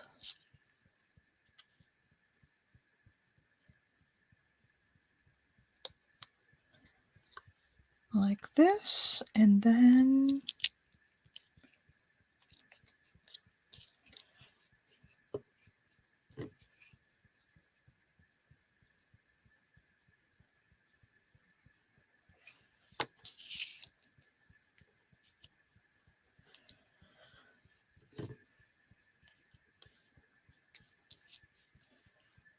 like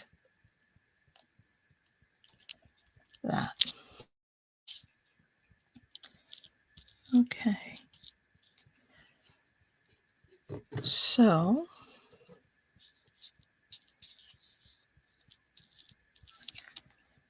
there we go.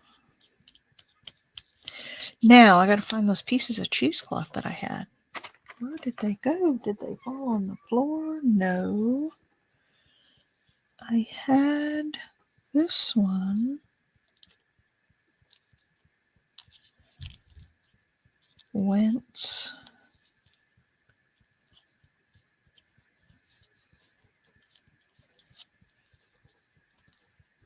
down here.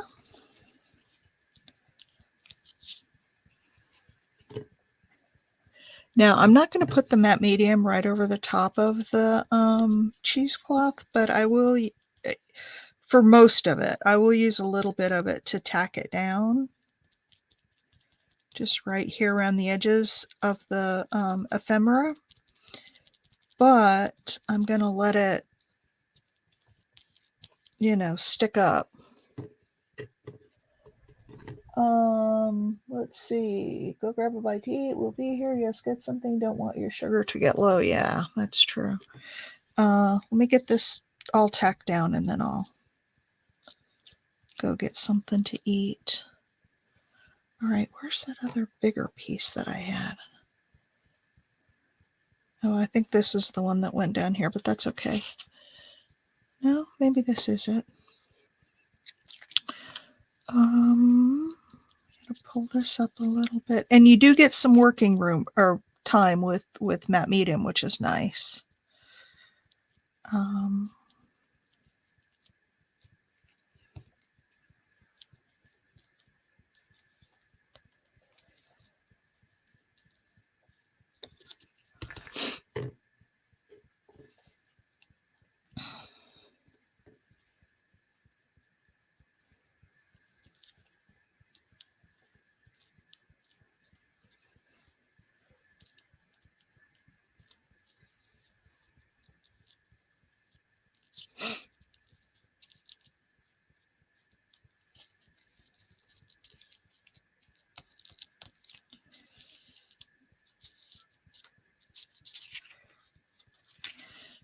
Okay, this is not sticking down. I didn't put enough goop under there.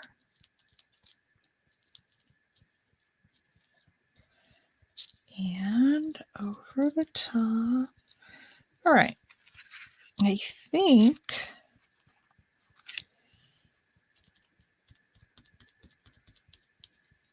there we go. Make sure this just sticks down right at the edge there. All right.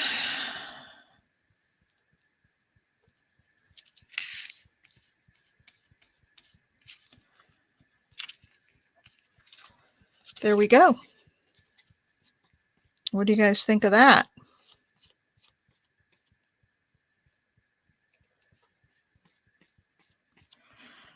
Got a couple of stray strings in there. All right, there we go. There's that one. Set it over here to dry. And then I've got this one that's almost ready to work on. See how it faded that just a hair around the edges? So it's a nice faded look. All right, let's take a 5-minute break so I can run upstairs and grab a little bite to eat. And then we'll come back and do this guy, decide what we want to do with him. Let me just clean this off a little bit. And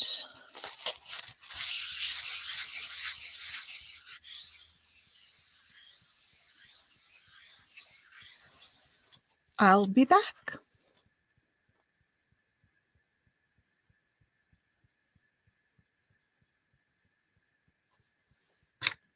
Thank you. Very vintage looking, yeah. I want a Smith's little torch. All right. I got to go wash my hands too, get some of this glue off of here. But yeah, that is very vintage looking, isn't it? I love it. I love, love, love it. All right.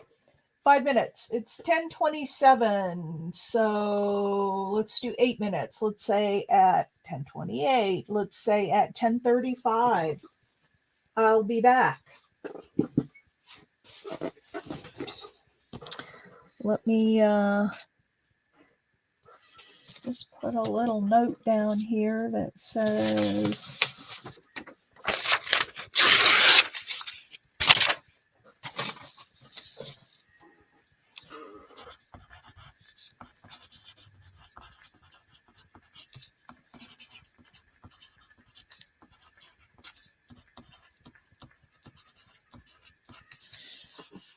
all right, there we go.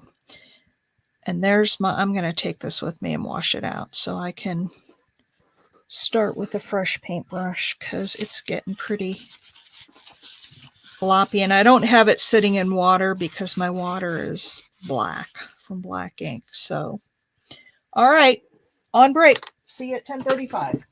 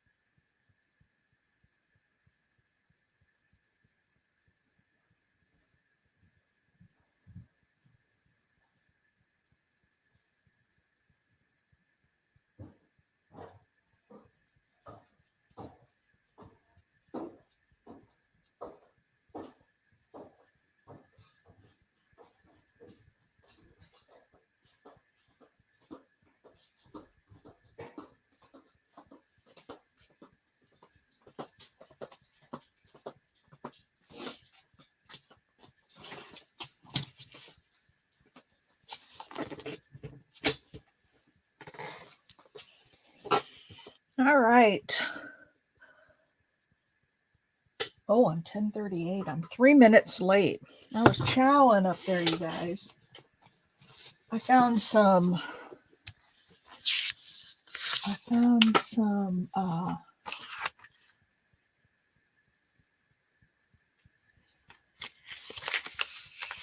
that's maybe my brain. Oh, you guys.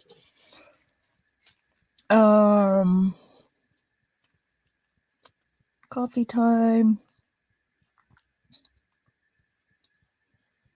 Oh, that's a great idea. Got some coffee, and I was chowing on some hummus, roasted red pepper hummus. I'm on a kick with that. And I get these crackers at Sam's Club. They're like full of seeds. They're rice crackers, but they're full of all these cool seeds, and they're real, I don't know, they're really good.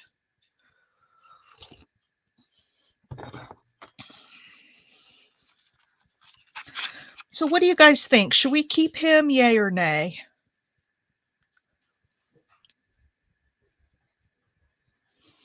I like him.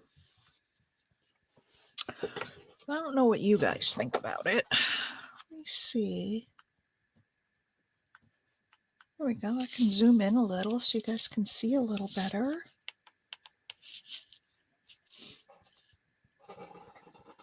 Yeah, keep him. I kind of like him. But I am going to tear around him, and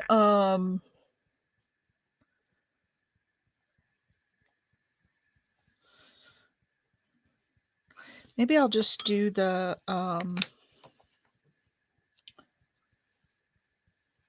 tear ruler and make him kind of a rectangle. I don't want all this extra white space on there.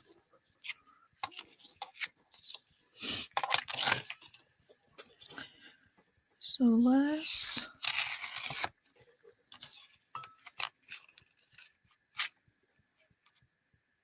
I think I'm going to have to tear around him because his head is round, and there's not going to really be a good way to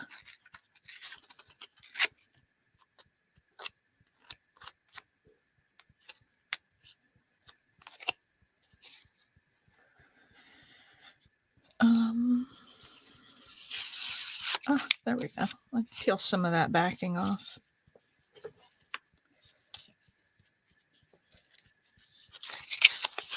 Which has got some pretty cool pattern on it. I should probably hang on to that. And there I go, hanging on to things again. I should probably just throw it away. But you know, I have a really hard time doing that because I have found some really awesome stuff in my old stuff.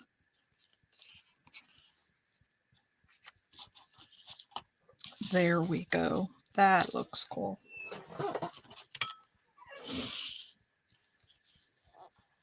Oh, jambalaya. That is some good stuff, my friend. There we go.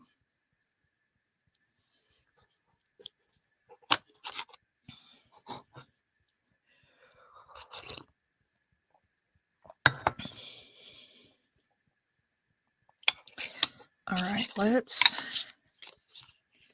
ink this guy. He's got kind of a, actually, you know what I'm going to do with him? I'll be right back. I left my brush over by the sink. I washed it out and I didn't bring it down.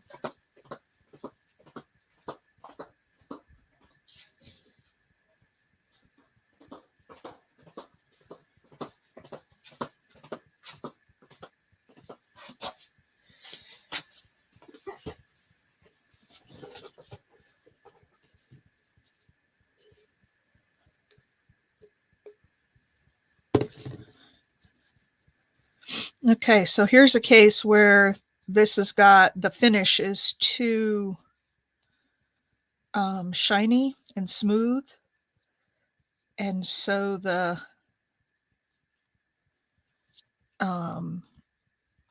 ink doesn't stick well when you go to ink the edges. So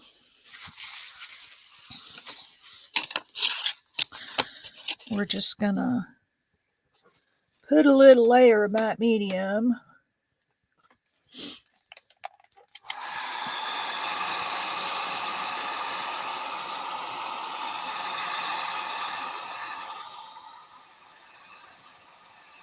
Hey, thanks to all of you guys who came and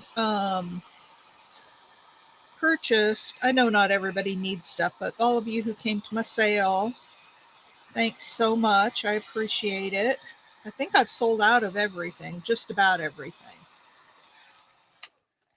And I'll have another one next week. I've got in the back end of my car, I've got a whole bunch of stuff that I got at a thrift store, and I just have left it in the back end of my car, and I need to get it out of there for one. My husband's tired of seeing it.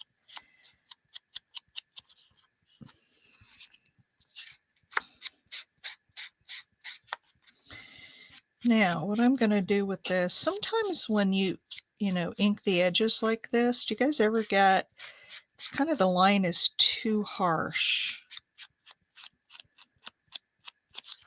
So what I like to do is take my blending brush and I just go around it a little bit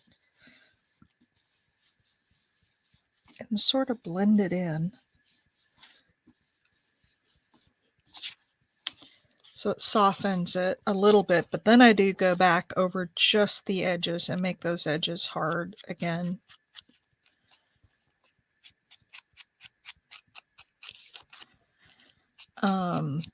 A hard line, but I'm going to do something else with the edges on this, so you'll see when we get there.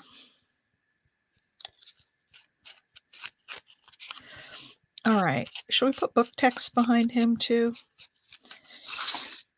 That's what we did with the other one.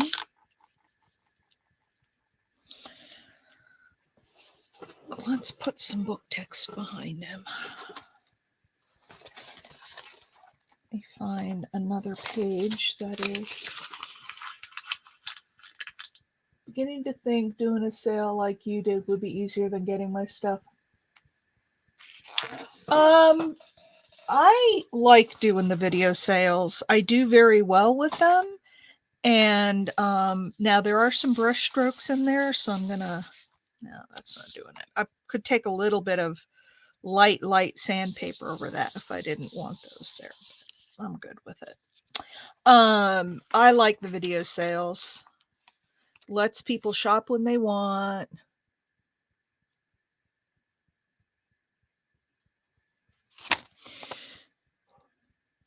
Well, Mike, I think she's talking about the video sale that I do. If you go back and look, you'll see that I recently posted a video sale where I do a pre-recorded video instead of a live sale where everybody's claiming things, and it's live sales just take so much time because you got to be on there for hours sometimes. And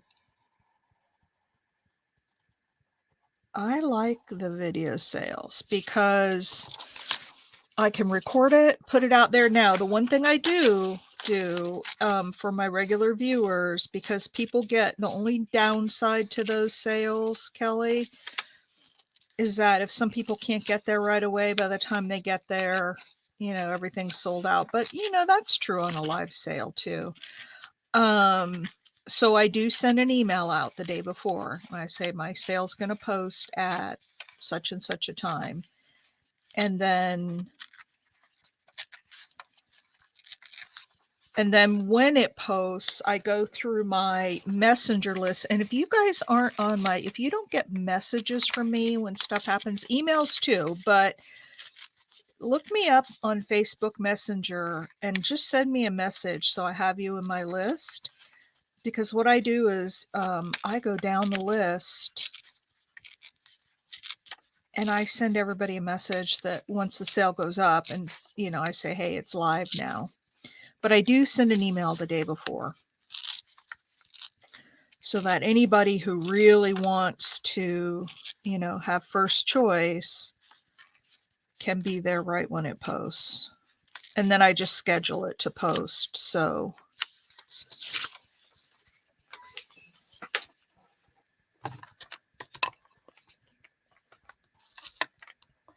oh, yeah, yeah, the Etsy thing is challenging.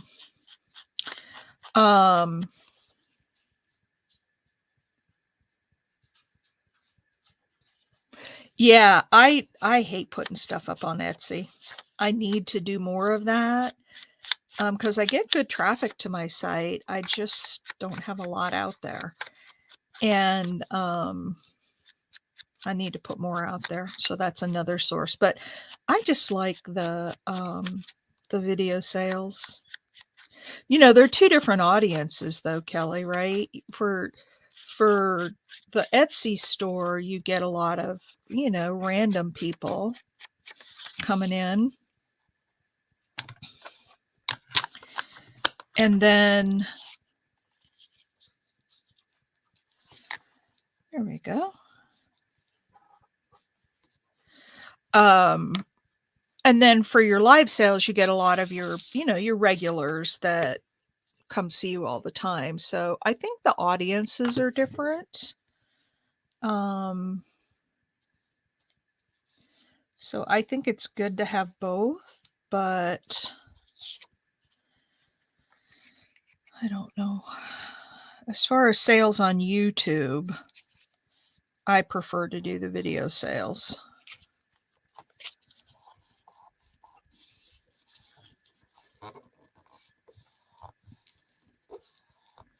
Yeah, I hate putting stuff on Etsy.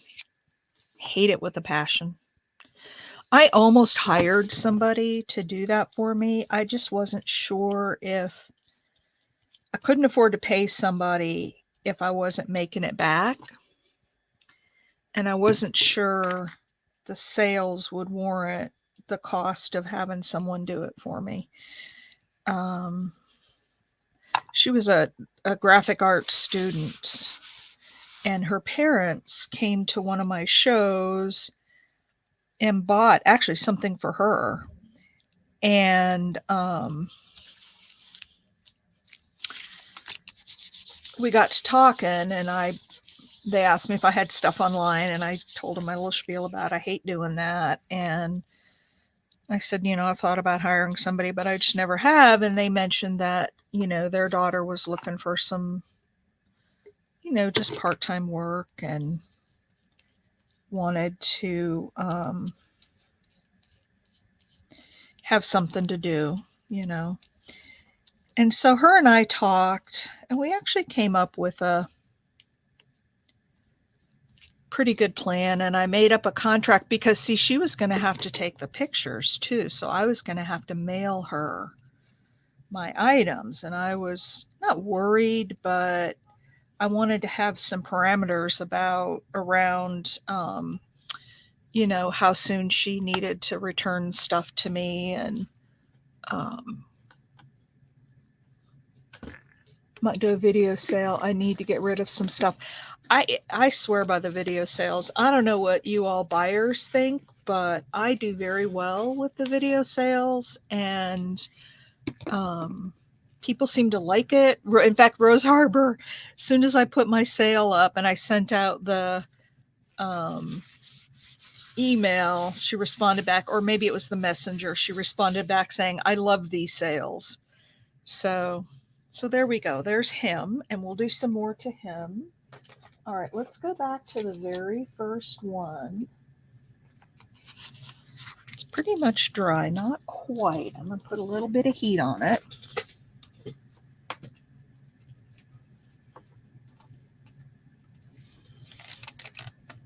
That's okay. I'm probably going to do one a week for a little while because I have so much stuff to sell. And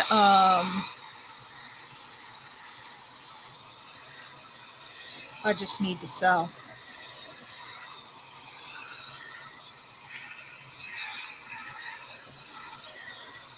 All right, now here's one of the things I'll show you that I love about using the matte medium. Do any of you have these Pitt artist pens, the big brush artist pens? You don't have to have the brush, but the Pitt pens work the best for this technique. I want to give this some dimension. I want this back piece to look like it's kind of standing up. You do have them.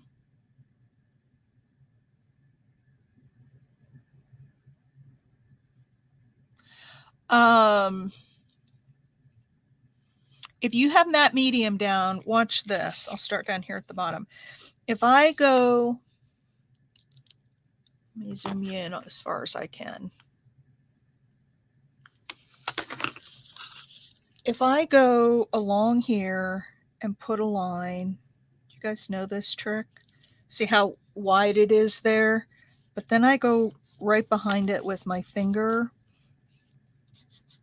and smudge it.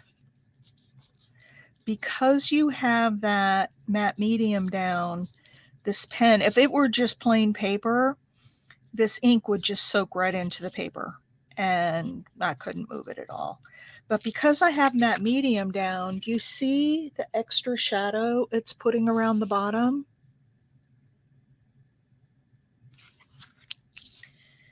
And it really adds a lot of depth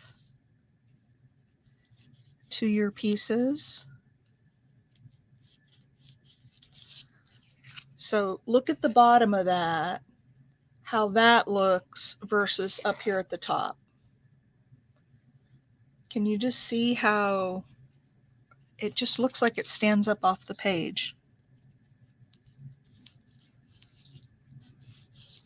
And this is a trick I learned when I was doing. You can keep adding till you get it, just the right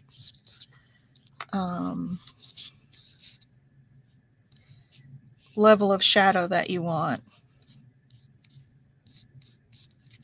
The more you rub it off, the fainter it's going to be. The more you leave it on. I just love it. I just think just look at here versus up here where I haven't done it yet.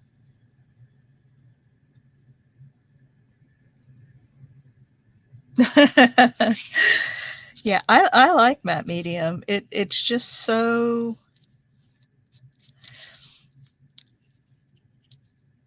I wouldn't buy a gallon of it. A little bottle like what I have will last you a long, long, long time. So I probably wouldn't buy a gallon of it, but I know you're kidding. I know you're just saying you want to use it.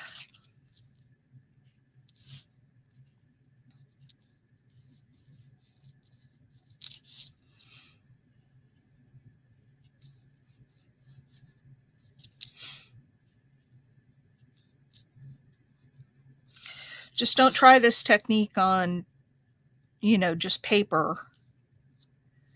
Because, like I said, the pen, well, I can show you what happens. The pen will just soak into the paper and you won't get. So here's this.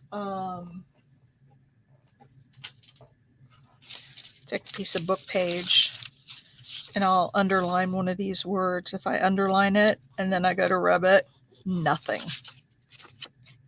Nothing. It just soaks right in. Aww.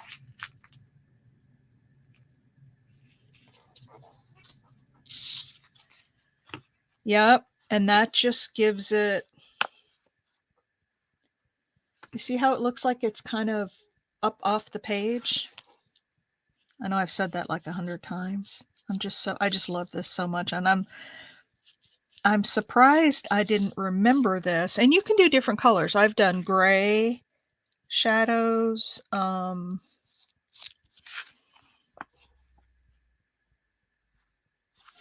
Now let's do a little bit of stamping, and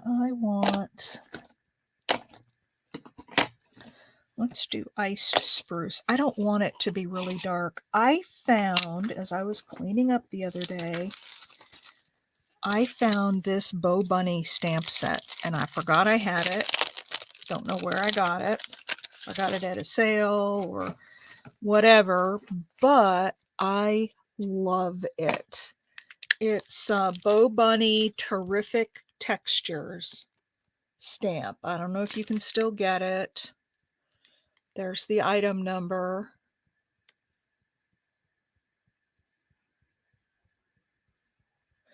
I don't know. I'm going to zoom back out a little bit. I don't know if you can still get it, but look at all the textures that it has on it. It's just amazing.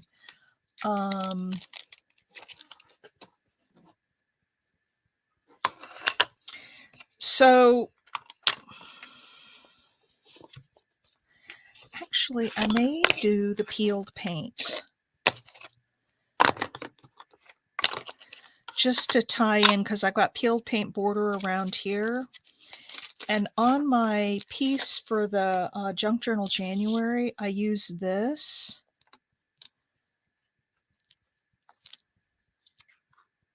You can't see it very well, but it's little, it's just little dots. And it just adds this cool texture. I may need to do some of this in black.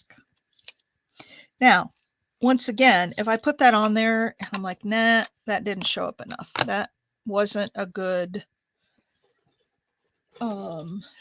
choice. So I can take, I'm looking for the cap to my glue, which I heard bounce on the floor. So I can take just a paper towel and some water. And I don't need to take it off because you can't really see it, but I'll show you what happens. So over here, see, it just pulls it up, and it's awesome. You can take up what you need to. So I do have a few of these around. I am going to go ahead and finish doing some of these. They're very subtle, but they do add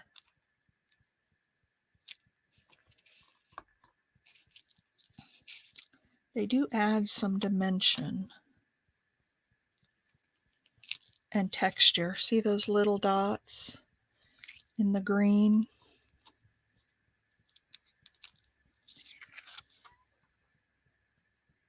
Just kind of right around the edges. Now, I don't want to do any more in that. In fact, I think I'm going to get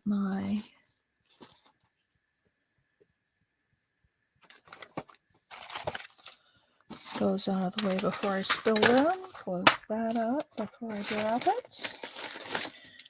Okay, where did my black go?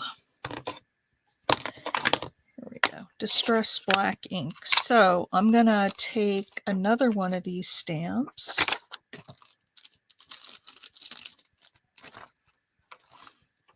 And, okay, I just had them in my hand.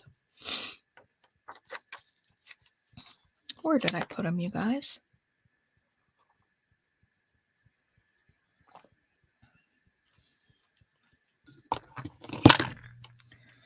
Where did I just put those stamps? There they are. All right, let's do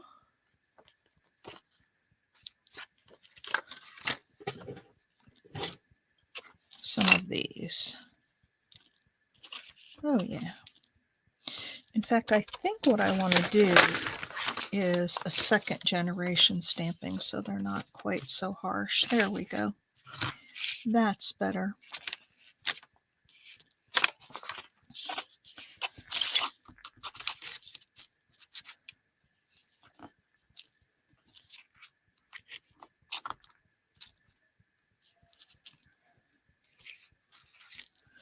All right, there's that one.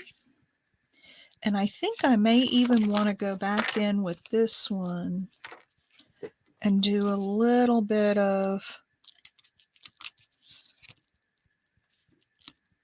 yep. See how light that is? They're just really light dots, and they just add some texture without being overpowering.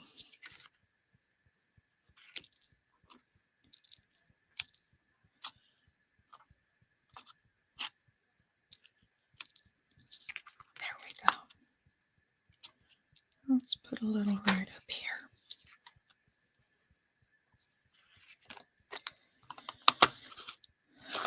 Now, I don't necessarily like that. I think that one right there is too dark. So again, look at how that just came right off of there.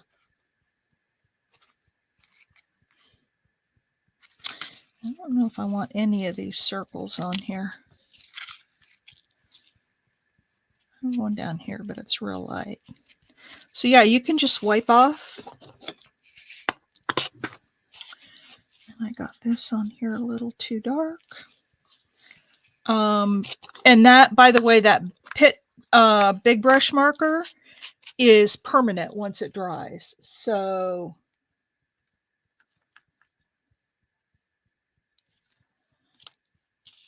I can do this, pulling off without damaging what I already had on there.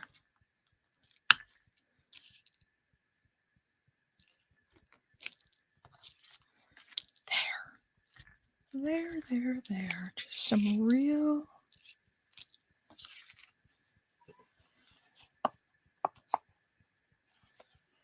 And again, if you think it's too much, just wipe it off. What do you guys think about that?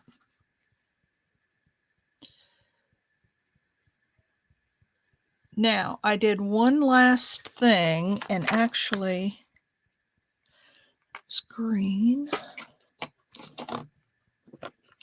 I want to go around this with black. Actually, no, I don't. I want to go around it with Vintage Photo.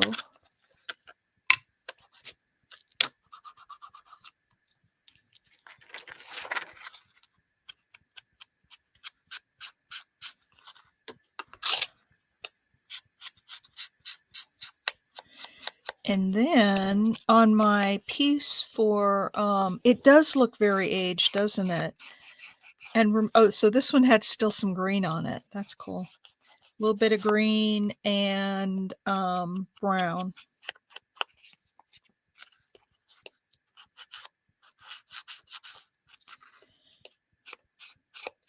But yes, and you can't even see, do you remember the original texture of the tissue paper on the back? You can't hardly see that. Hardest thing for me when I was doing mixed media was to learn to let go of the layers beneath. It was just so hard. But look at, isn't that fun? Now, the other thing I want to do, I've got this Micron pen. This is 08. And I just want to go, I did this on that bird picture. I'm just going to go around with some sketchy, these are the pens that I used to do my Zentangles with. 08's a pretty wide nib. You can get them smaller. They go down to an 01. But for this, it's perfect. So I'm just going around the edge, and I'm just doing really, really sketchy lines.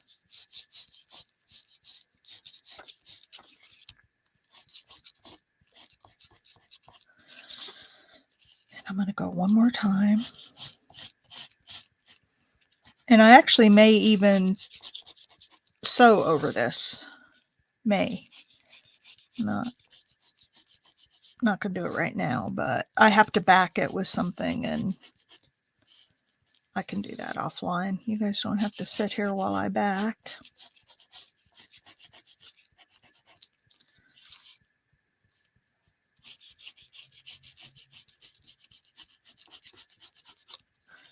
And there we go.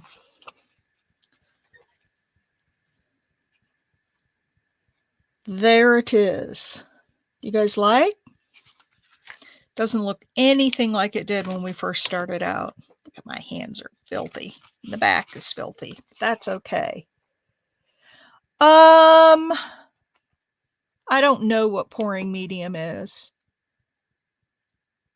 Oh, makes it flow like a blending gel or a... Yeah, I would make sure it says matte medium.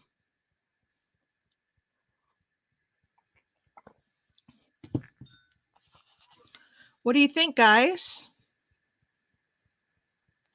Does it need anything else? A word or anything? I think it's got a lot going on in the background.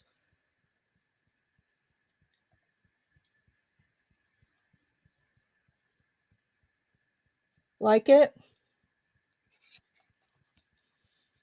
Yeah, it came out pretty cool, didn't it? Came out pretty cool. All right, there's that one.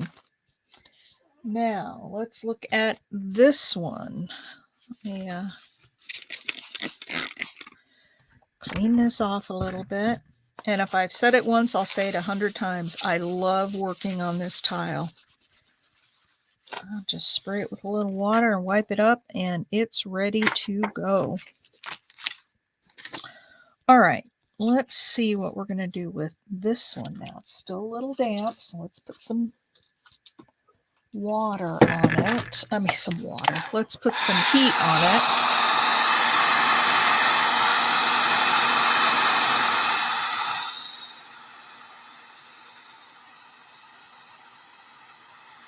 It's coming up a little bit down there, so I'll fix that.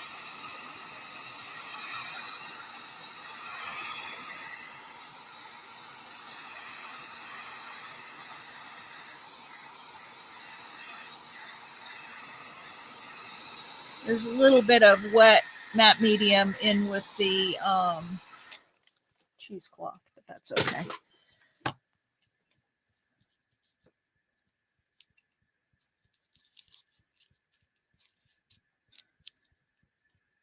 Okay, let me add.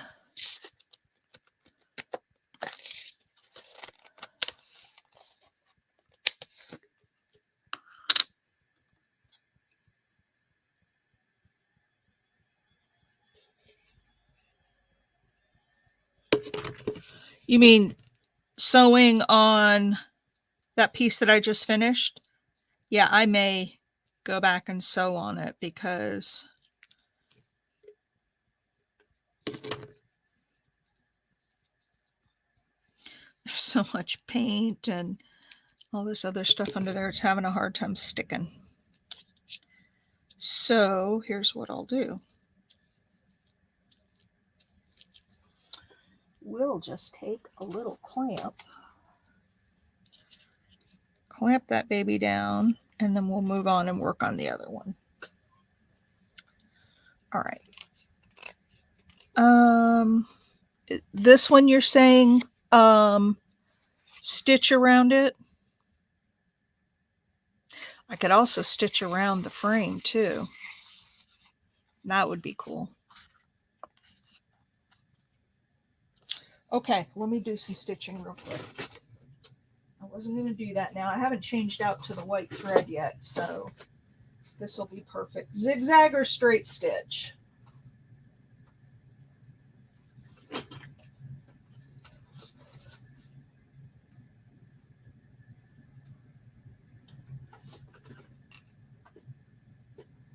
Or something metal? I'll have to see what I have that's metal.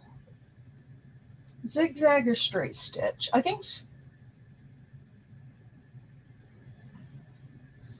well, I have those straight, yeah, I could do that. I can mix it up.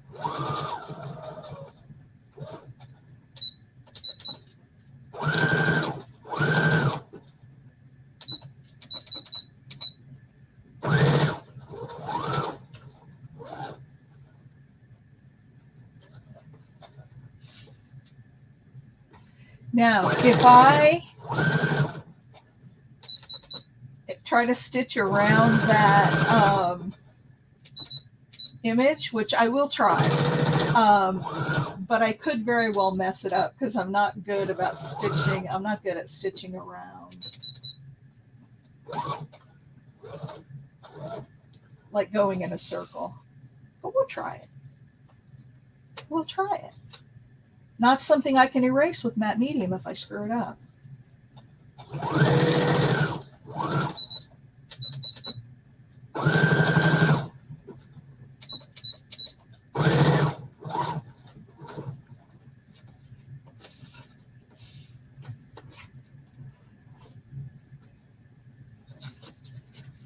This is looking really cool.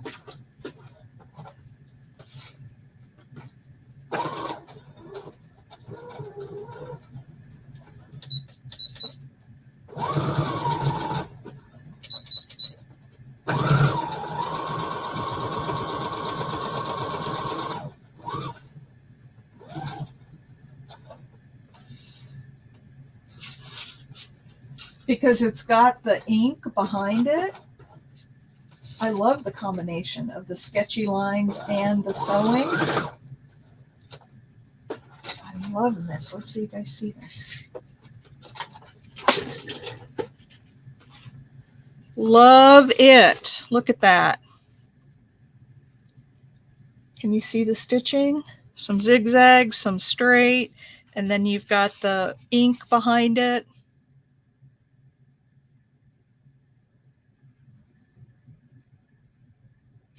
All right, should I try stitching around the outside of this or no? I know, I really love it too. This came out really cool. You see, April, what I mean about you got to just keep adding layers? This looks nothing like what we started with.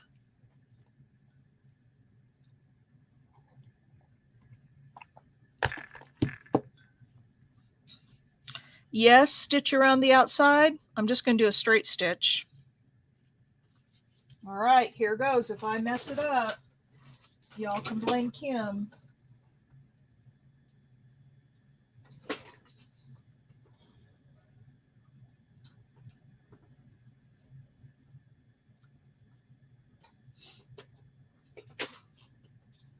Y'all can blame Kim.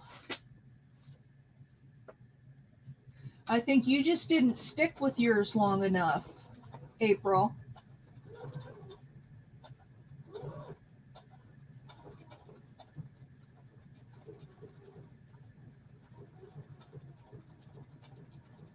Kim, I know the 8:30 time is really early for you, but mark your calendar. The third Friday of every month, we go till 12:30. We do a marathon session.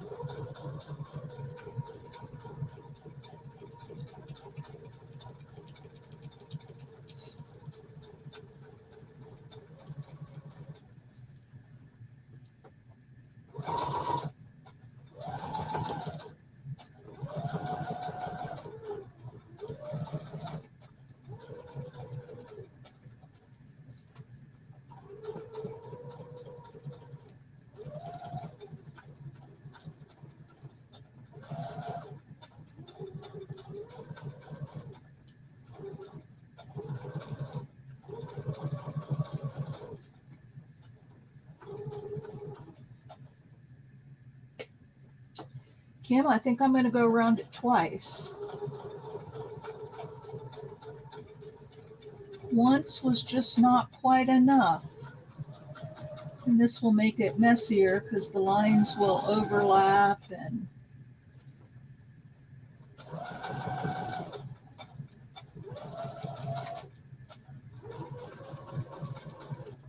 I'm actually not doing too bad a job here.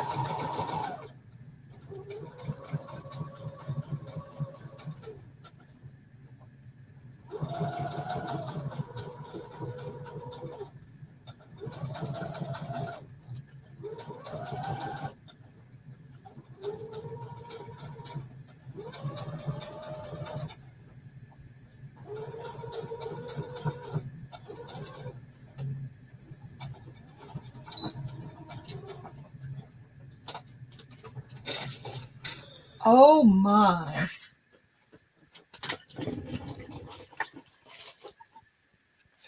Look at that. You see that stitching around there? I'm going to leave all these threads hanging because we can always cut them later if we need to. Look at that, you guys.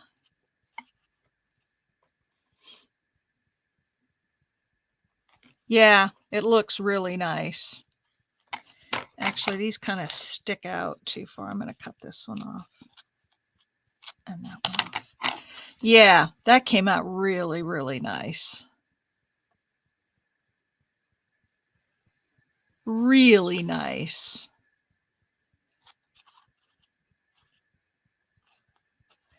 Well, look what we just finished, Lori B.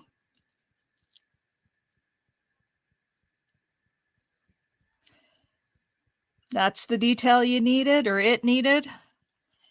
Yeah, it's just, I mean, I just think it's amazing how you can go from, in April, I know that I just keep harping on this, but layers and layers and layers and I just don't think you put enough layers on that piece that you had. And if you use the matte medium, there's no risk because if you put a layer on and you don't like it, you just wipe it off. Oh my goodness. And that started out as an index card with some tea bags on it. And you can still see the outline of the tea bags under there. I mean, you can still see it. It's just that all the layers sort of blend together.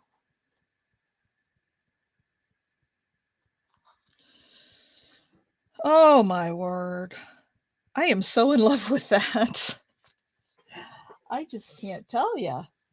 Now let's work on this guy. I don't think I need this out anymore. Zoom out. Oh, okay. I can do that. I love this camera. I don't know if Cheryl's still with us, but she's the one who turned me on to this camera and I love it. All right. Well, what shall we do with him? Should I put some more of this texture on only in vintage photo? Or I have, and again, I know I keep harping on this, but I can try it, and if I don't like it, I'll just take it off. I'm gonna find a little stamping block. This, I've never tried this stamp, so I'm not quite sure.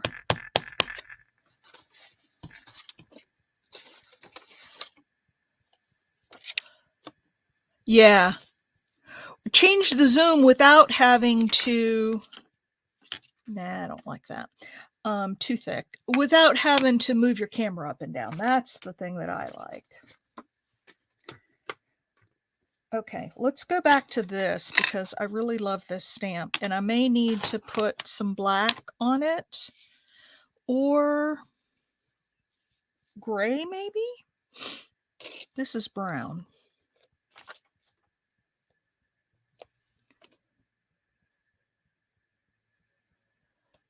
Luis, hi. Welcome. I haven't seen you here before. Yeah, that's not going to add much. It's going to be too light. So let's take that off because I think it just muddies stuff up.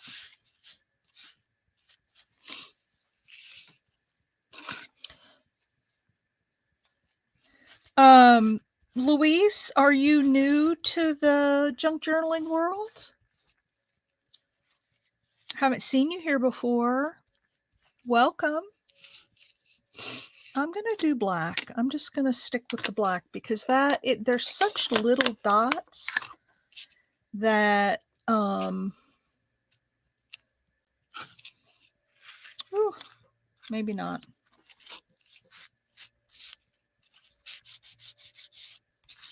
Maybe not. Oh, I love being able to take. Oh, I was doing the second generation stamping, wasn't I? Tell us about yourself, Louise.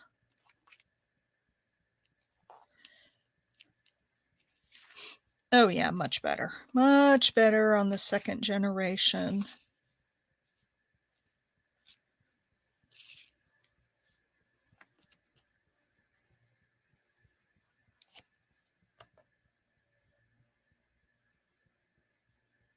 Oh yeah. It's pretty nice. And we have Cheryl, Crafty Shamrock, to thank for this camera. It's a Nexigo.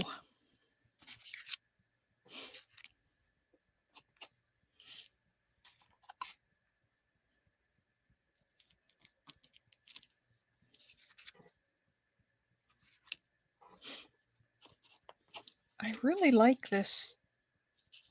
I like the pattern on this stamp. And I like putting it over, onto the book page a little bit so that it kind of brings the two together.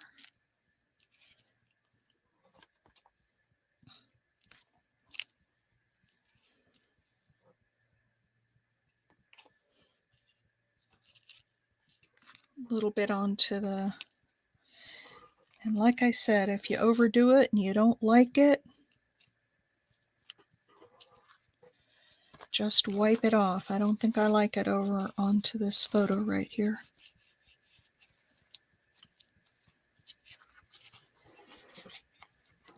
Too much? I think it might be too much. Now, I'm not going to rub it all the way off. I'm just going to push it back a little bit.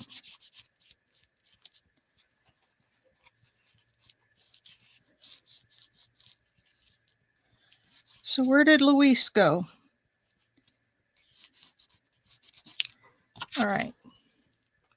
There we go. Now we've got just a little bit of kind of shading around there. It's not really the stamp per se. But I do want to try this one. No, it's not expensive. Hey, Louise, tell us about you. I've not seen you here before.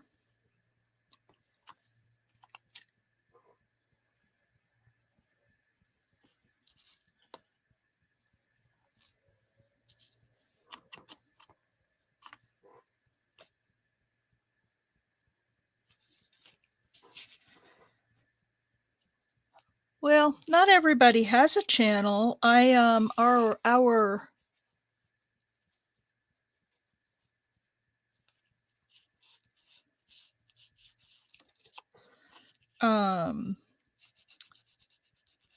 Tex Judy, she doesn't have a channel.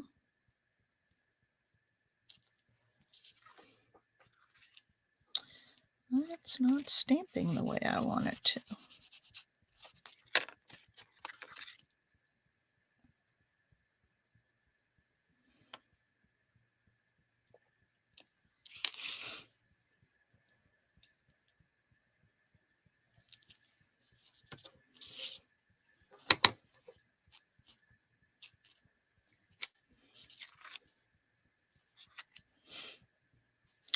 So we got 3 of those around there.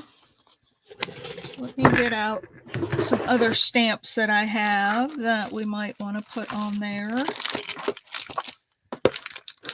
This is always my go-to. And that's a little bit of text script.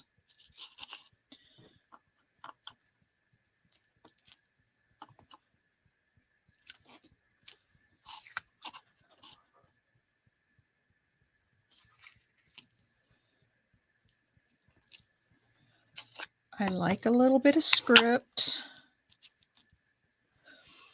And does it need more? I think one more little stamp. Let's see which one. which one? Hmm.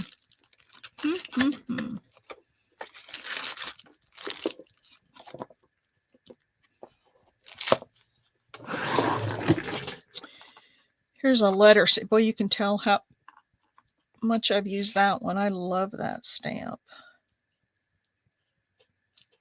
There we go.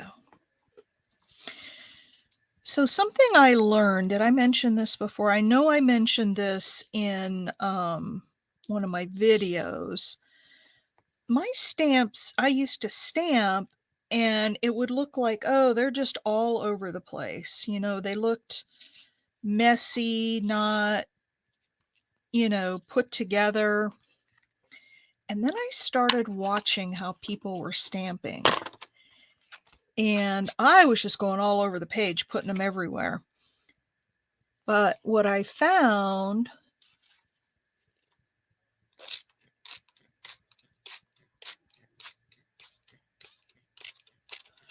okay, Kelly. What I found is that if I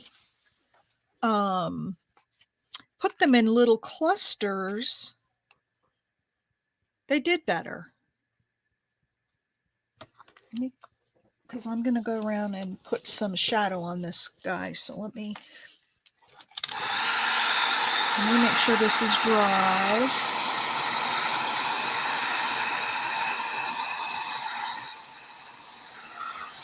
All right, you guys. So here's my question for you.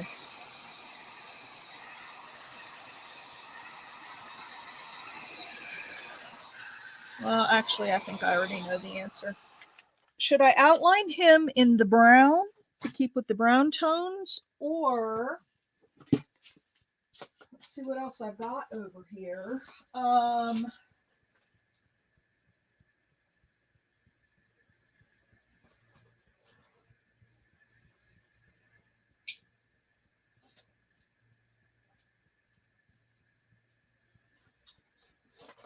got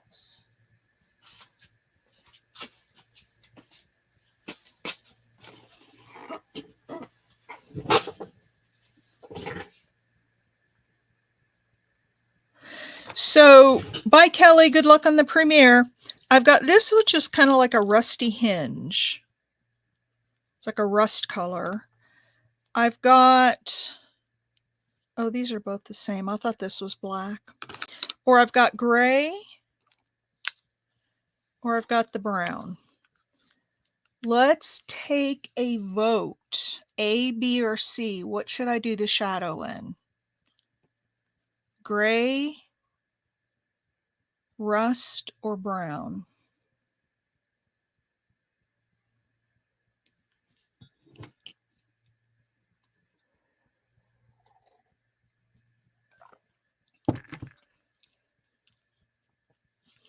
Gray, rust, or brown?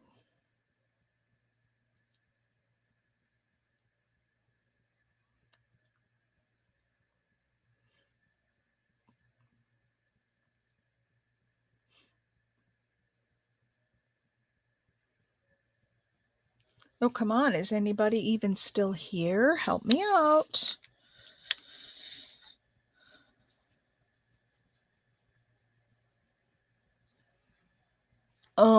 I know.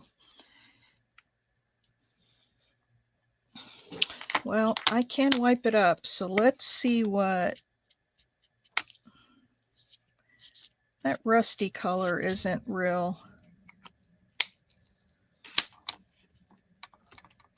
rusty, and gray is not dark enough, so it's not dark enough, Pam. I need a darker gray. It doesn't even show up on here, so I'm going to go with brown.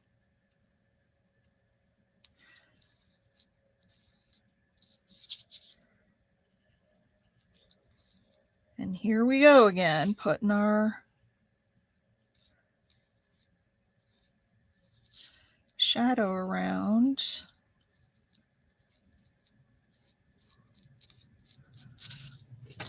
I love this technique.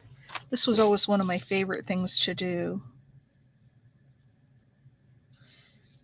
in the mixed media realm.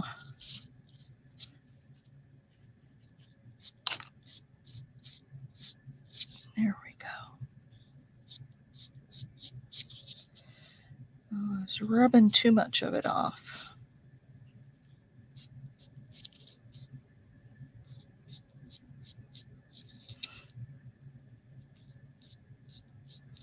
Just do little sections at a time.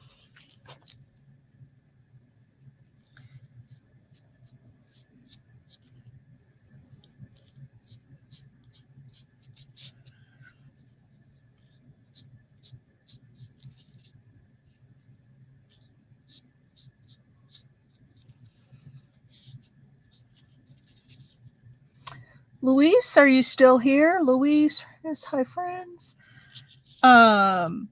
So Luis, we are here every day except for Thursdays and Sundays. I go live at 8:30 a.m. Eastern time, and it's an hour and a half normally, but the third Friday of every month we do a long session, and I go till 12:30.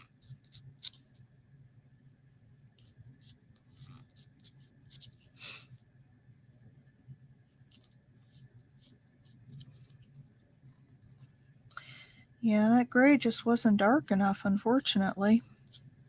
I need to get some more of these pit markers now that I'm going to probably use them. I've got a lot of different colors. Not a lot. I have a few different colors.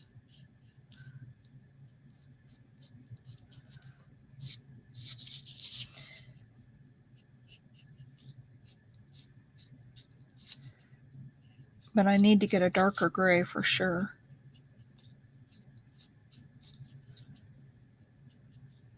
I never did go out and buy the whole set of these because they're not cheap. But again, they last anywhere between 7 and 10 years. I've had this and it still works like wonderfully. All right. There we go. Now, does this need some splatters? I don't think so, because we've got all of this, but I'm not sure. Should we put splatters on it or not?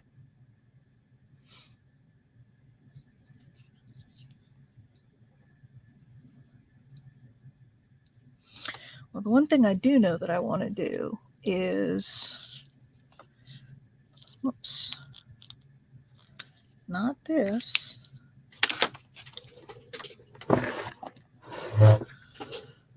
Splatter. Okay. Got to cover up his face though.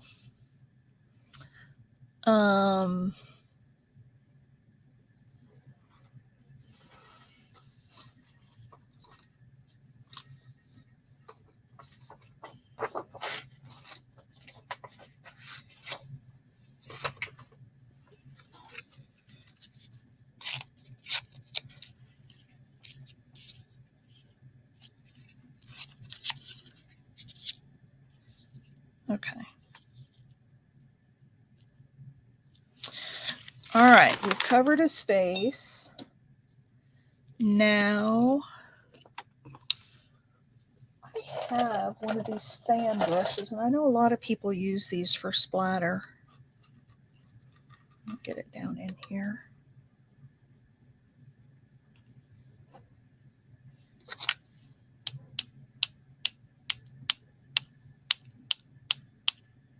See, I can't get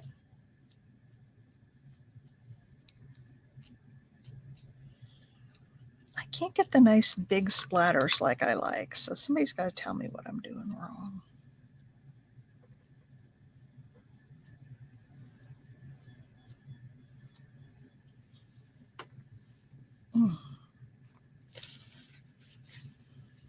There's one big one over there.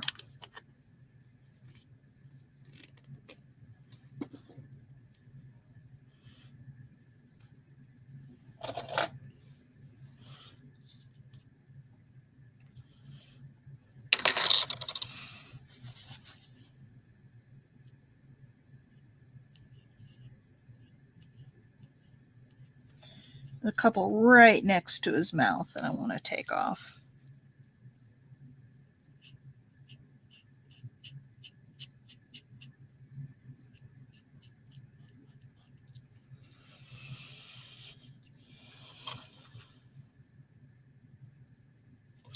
All right, so there's some splatter. I have to get my rubbing alcohol out. Man, that stuff gets everywhere when you splatter. I still haven't made the little box that I want to make.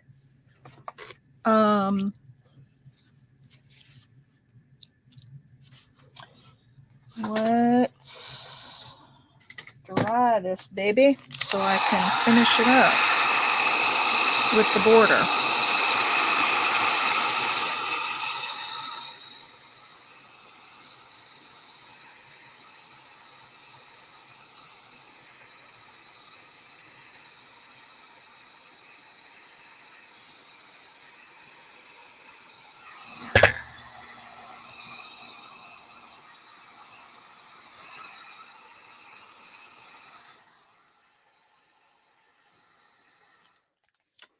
All right, now I'll take my pen.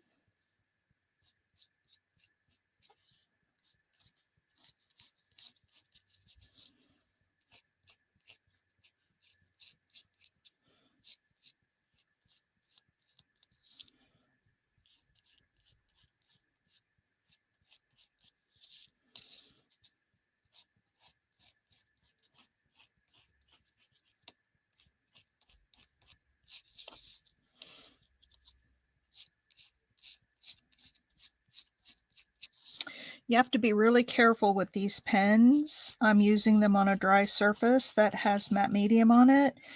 If you try to mark over paint, you'll ruin the nib. Guaranteed every time. Or gesso, anything like that. You have to let it dry completely. If it's at all wet, it'll clog up the nib basically.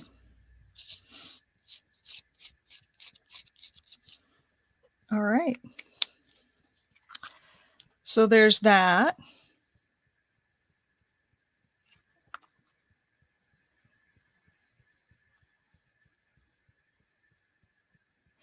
I don't know. I don't know what the trick is because I can't make good splatters. I'm going to have to just practice one day. I'm not good at it. Yeah, that's right. All right, let me sew around this guy.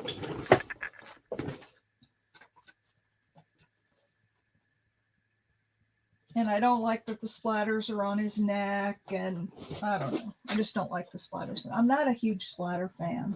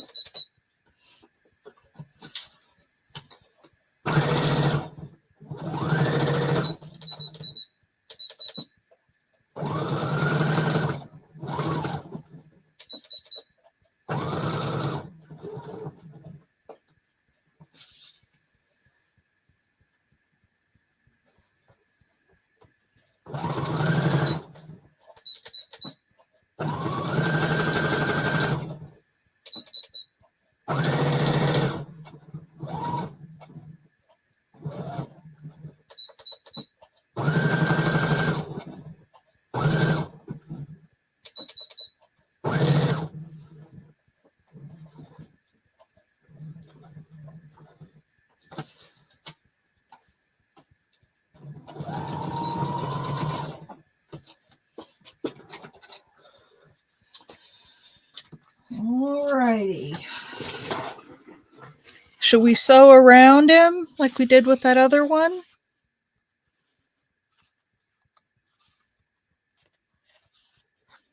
Let's do.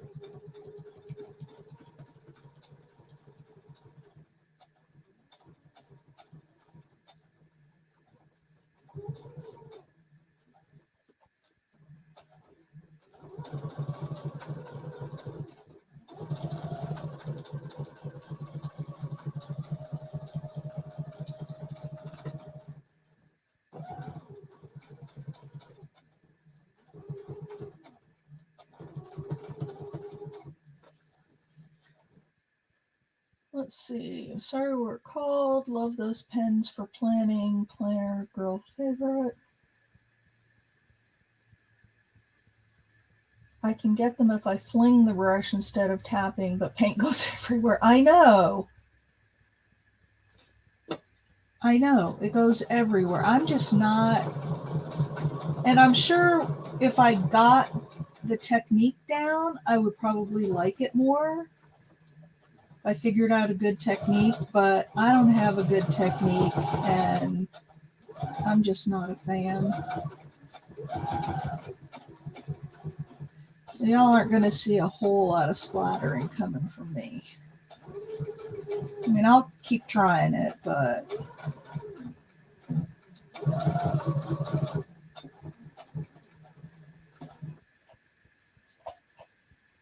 not my favorite thing to do.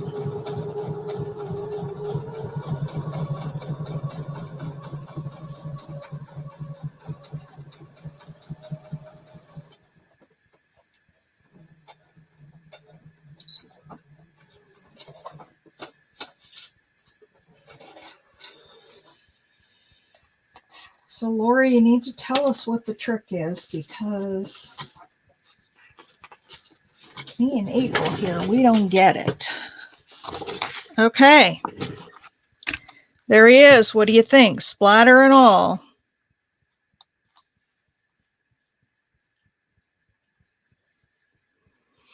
Very rustic. Now, do I want to put black around?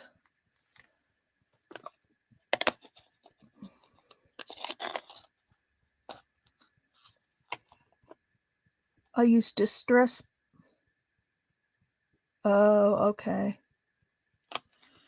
Need white splatter? I think I'm done with splatter for a little bit. I'm going to go around and do this in black, just to give it a little bit of a dramatic border to go with all of that black stitching. And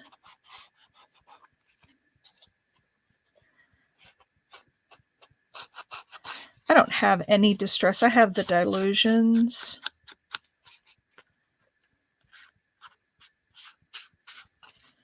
Sprays, but I don't know. I'm just not. You know how it's funny how like some people love it and they got to do splatters on every single thing, and then some people hate it, or some people love doing another technique. I just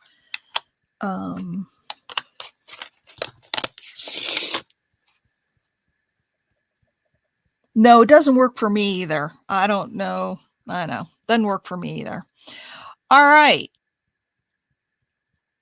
What do you think? So now we've got these two. Both very grungy. Both very vintagey looking. Now, we need to finish up this one.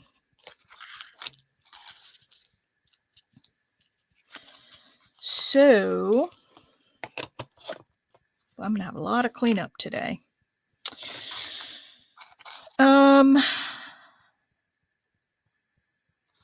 You know what I want to do a little more of?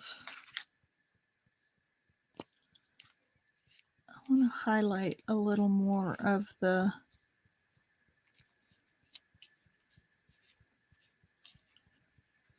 the wrinkles.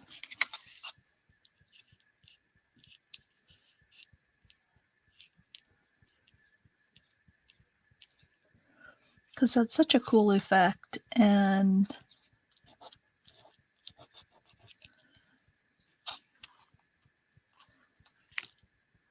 yeah, but maybe not, because I can only get more up here. I think that stands out too much. Don't like that.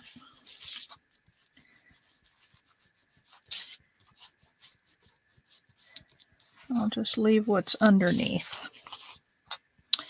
All right, so what shall we do on this one? I don't know if it needs stamping, maybe a little bit.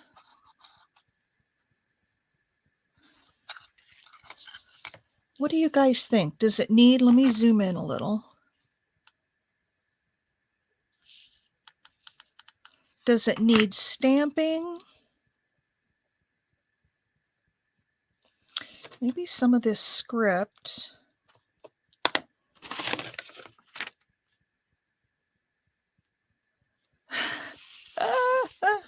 What, to play?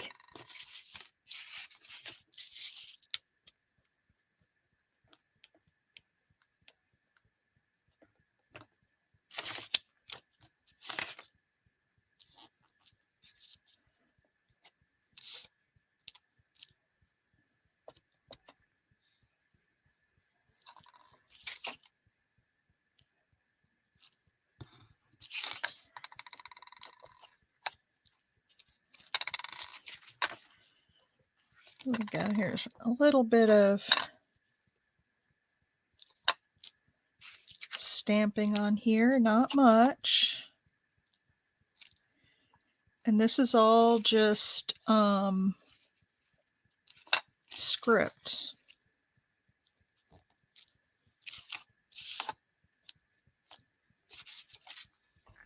I don't think it needs much more than that.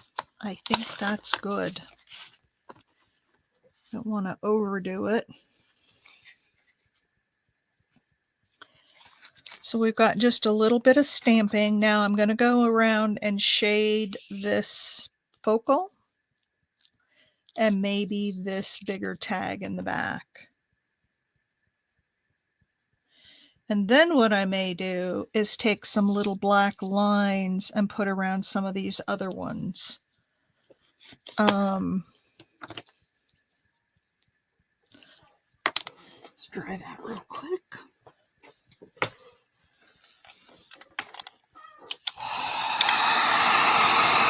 I know, isn't it horrible when you watch something really fun and then it's like, oh, I just want to play with that. I saw a video where, well, that's where I got the idea from for the tea bags. This lady did a thing with tea bags, but she did some other stuff with it, and gold foil. Now, I ordered what I thought was gold foil, and it came and it was gold leaf, and it's so thin and crumbly that I can't do. So I had to reorder, and it'll be here Sunday, but not until Sunday. So we're going to do something next week that's really fun.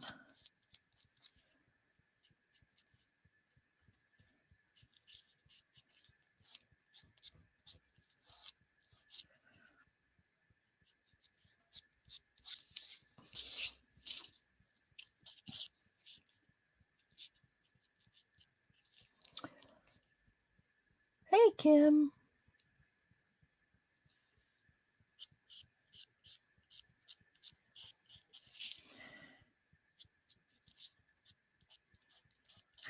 So, Kim, we finished this guy, and I did the stitching around as well. Isn't this very vintage and grungy looking? I love it.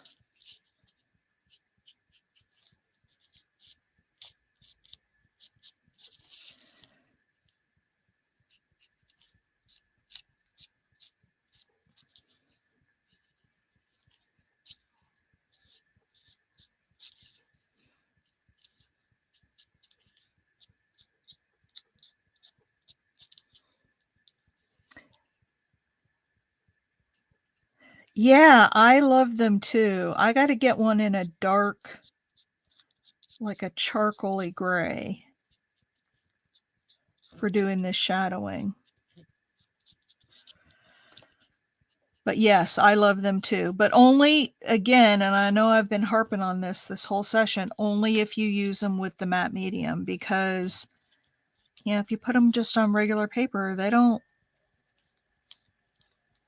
smear. And you end up with just a, like any other marker, just a straight line.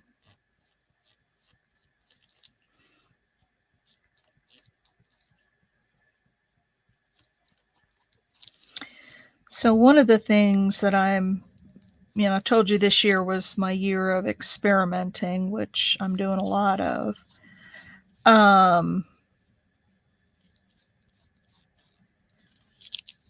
But that's like going back to my roots here and doing some mixed media stuff, using up some of these supplies that I have sitting around and have had forever. See how that just pops that out?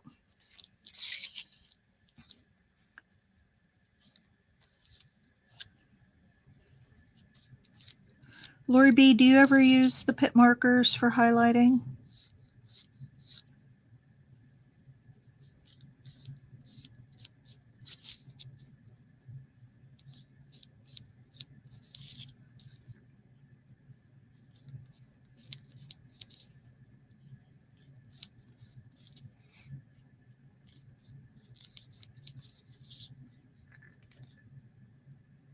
Yes, they are archival.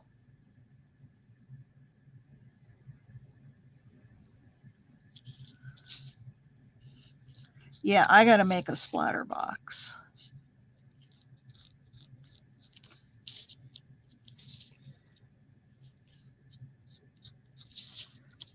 Love these pens. I didn't know if you were still here, Mike. All right, so that gives us those two. And then actually, instead of a black pen, I think I'm going to go along with some pencil.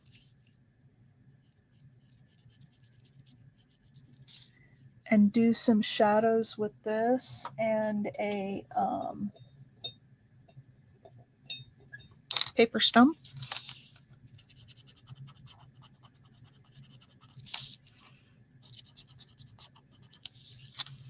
Because I don't want to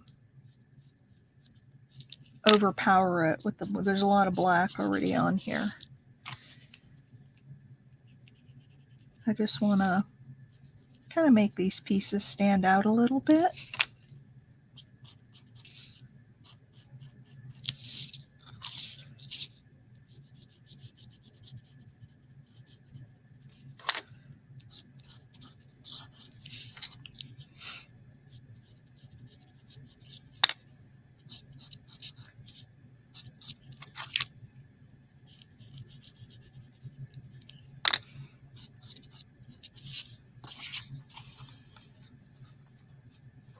There. So they've got a little framing around them, but not so much that it detracts from the primary focal image. Guess we should probably do the same thing down here.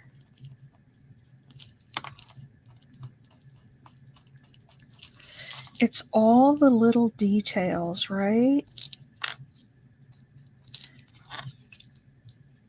And on this one, I can't do it down beside because the cheesecloth is there. So I'm just going to put a little bit here as kind of a frame.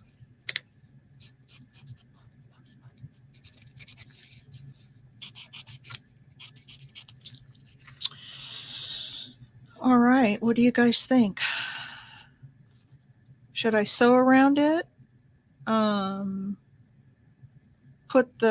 Let me do this because I love this is my new favorite thing now.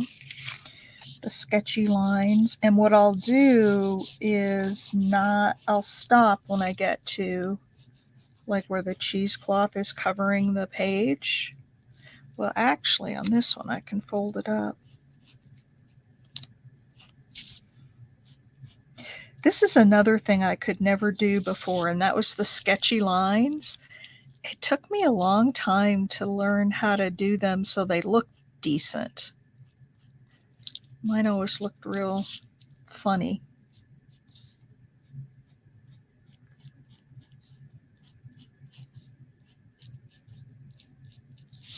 You can do this with like a fine tip Sharpie marker as well. You don't have to have these pens. I just like these microns.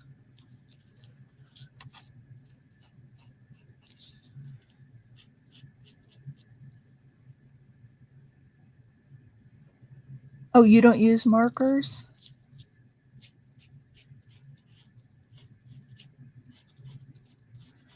I love them, Lori, for adding little touches like this. So like if you wanted to do something like this, how would you do it, Lori? Well, this is a pen. This isn't a marker, actually. But the shading is definitely marker. There we go. And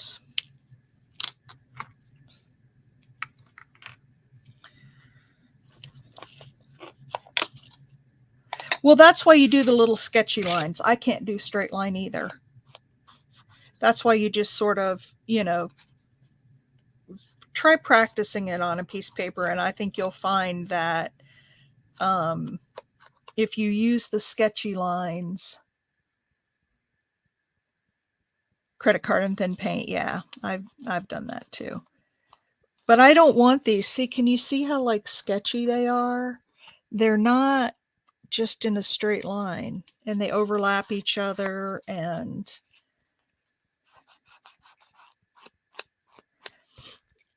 try it. I think you'll find that you can get a straight line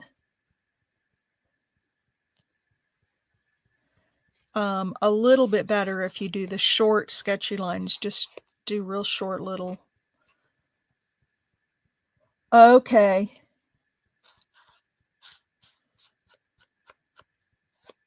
I have the Stabilo pencils. For me, they're kind of dark. They kind of come out really dark. But again, that's everybody's personal preference. That's what makes this art form so cool, is that we all have our personal preferences, and we've learned how to make those preferences work for us.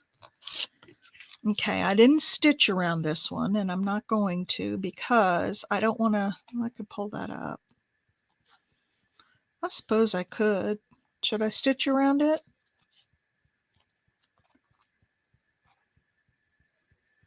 Yay, Big Mama, welcome back.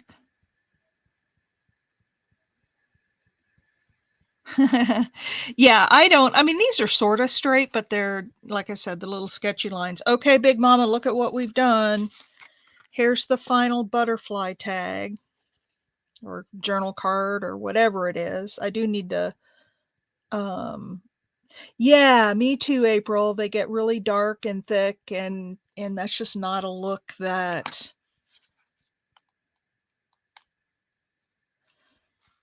I'm overly fond of.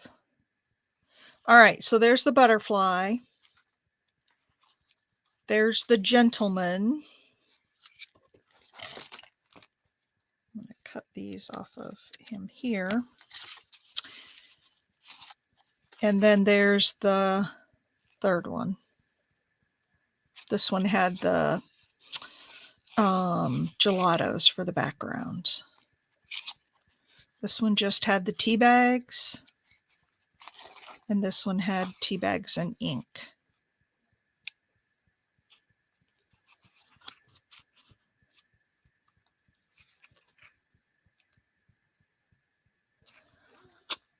So what do you guys think? You like what we did today? We have a little bit of time left. Yeah, I'm still going, and we have till 12:30, so it's 12:04 right now. So we have a little bit of time if you want to do something else, or we can call it a day, or whatever you guys think.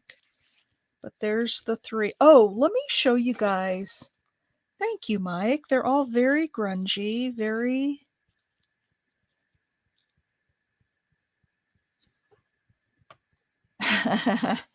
Teaching you real good today, huh? Layers, April. It's just about the layers, and keep adding them. You will get to a point that you like it. Just add them with purpose. Don't just, I mean, think about what the layer is, what you want it to accomplish, and then just keep building. My least favorite is him, only because of the splatter. Everything else I like.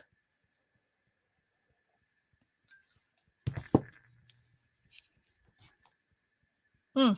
Mm-mm-mm. Oh, I don't know about great. Let me show you guys something. If you weren't here at the very beginning, I showed this. So I am trying to up my game, and along with my experiment word for the year, I'm doing some experimenting with social media. And I created a thumbnail template for my junk journal January. I haven't done any of the others yet, but and this is the one that I did that was in the same vein of what we just did. I put down, the different pieces, put some stamping around it, and I didn't sew because it was in a book, but I did the sketchy lines. So there's that one. There's that one. They'll all be different colors depending on what they go with. Canva will pull a color out of the image to match it, so the greens match perfectly there. And the same with the blues here. This was my flow page. What do you think about that for a format? Because butterfly's your favorite. I was reading on like how to get more views, and it said one thing is thumbnail and title. So I added craft with me, so they know that they can come along and craft, and junk journal January, and then the day 18. And then a catchy title is the I'll work on my titles, but I wanted to have a template. So I need to make one for Marguerite Miller Challenge, and it'll be a little different. And then I need to make one for Art Before Breakfast. But I'm trying to up my game and be a little more professional. So I love her. And it's really easy in Canva. I made the template, and all I have to do is open up that template, change the day, upload my picture that I took, and then you just drag the picture over and set it there, and it automatically fills in. And then I can click on the color button at the top. It'll be blue for this one, and it'll give me lots of choices, and it'll say colors from the photo, and it'll give you matching colors that are actually in the photo, so you can pick something that matches. So it's actually pretty easy to do. So I have free buy.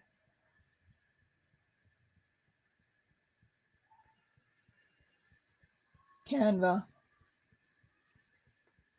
I'm just using the free version because the images are mine. The background, I didn't choose to put texture, or I wanted to keep it kind of simple, so it didn't distract. So let me ask you a question. If you were scrolling, just or something popped up in your feed, and this was what it looked like, or this one, I love this one. If this popped up in your feed, would that entice you to want to go look at that?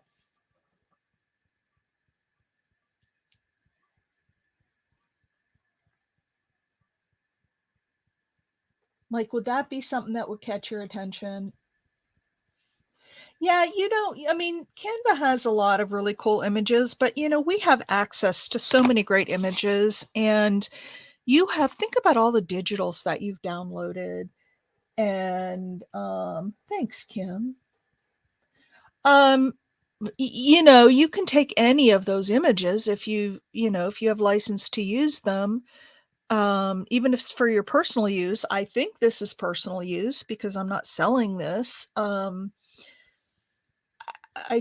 think we have enough images.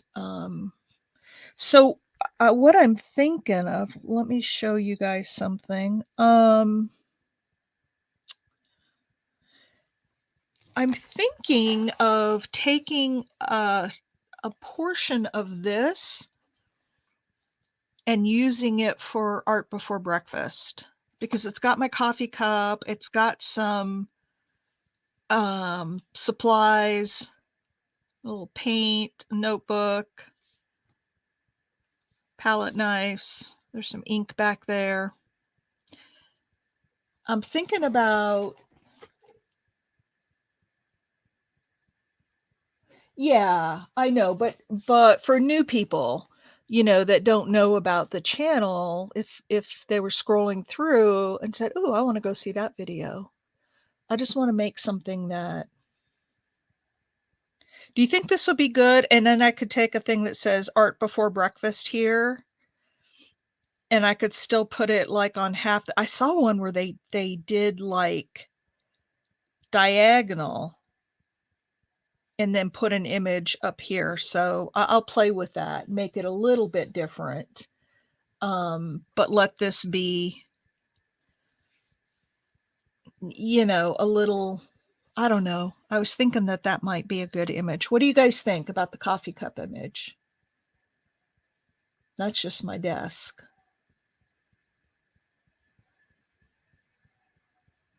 What do you think? That's what keeps you watching. Yeah, and I agree, Pam. I just got to get you there the first time.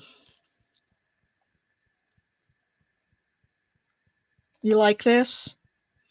So I may play with this and try to make something out of this to be my art before breakfast template.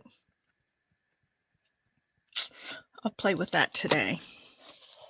And I'm not going to go back and reset all of my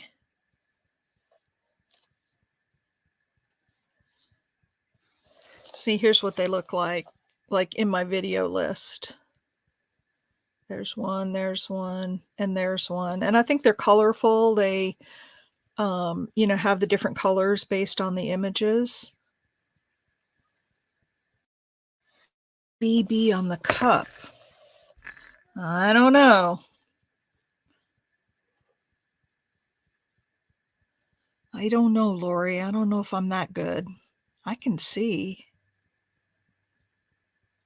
Or I could take another cup, just a plain white cup, and put ABB on it. I don't know about this one because there's a lot to go over. No, I could do right at the bottom. I could do that and curve the text and say art before breakfast right at the bottom in the pink area of the cup. Do you think that would work?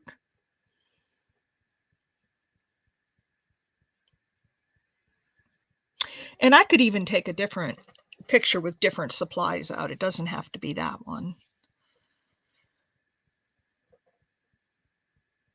I'll see what I can do. I'd have to curve that text. But I'm sure I love that coffee cup.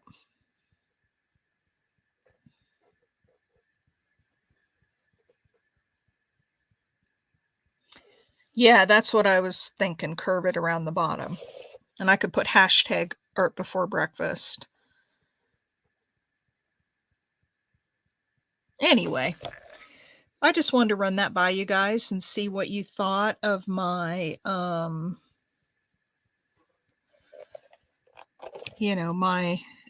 needed something That's not going to take a lot of time because I hate editing. I don't edit my videos. I don't ever want to have to edit my videos.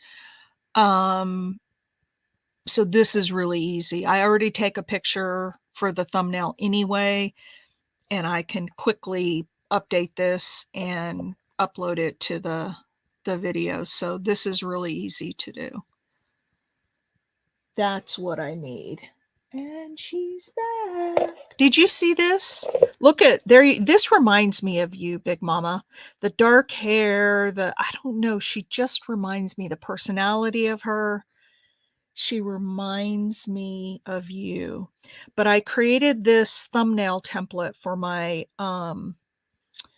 Junk Journal January, and then I'll do another one for Art Before Breakfast. The big booty. Well, that's not what made me think of you, but there's the grungy one. What do you think, Big Mama? You like my template? And they'll all be a little different color just based on whatever the, whatever the page has on it.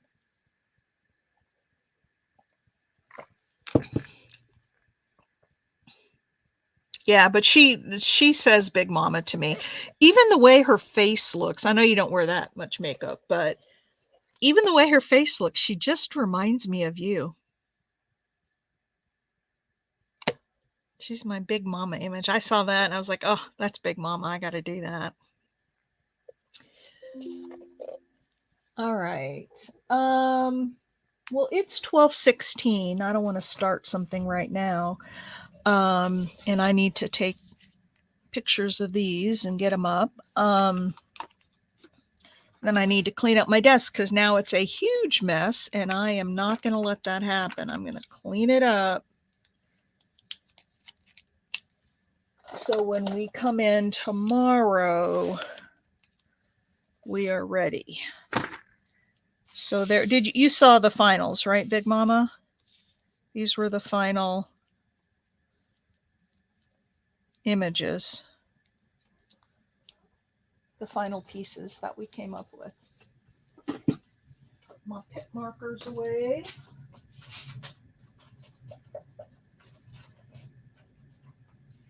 Hey, does anybody use Copic markers?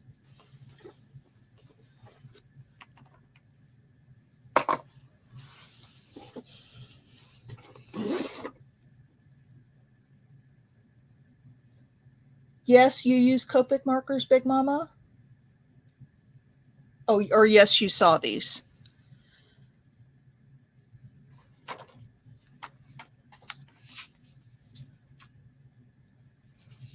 I have some Copic markers that I never use. I'm never gonna use, because that's for more color blending, and I don't want to get into that with markers. Oh, okay. I don't want to get into that. I use it for like the highlighting and stuff, but I may sell them. All right.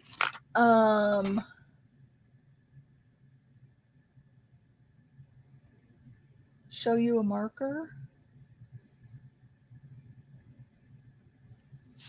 What do you mean, Big Mama? Show you a marker? I use the Pitt by Faber-Castell, the Pitt Big Brush markers. That's what I use to do my highlighting. Over the top of matte medium. It has to be over matte medium. If you just put it down, it'll just soak into the page if it's just regular paper without being sealed. And it doesn't have to be matte medium. I think Mod Podge would do the same thing, or even maybe like Elmer's glue.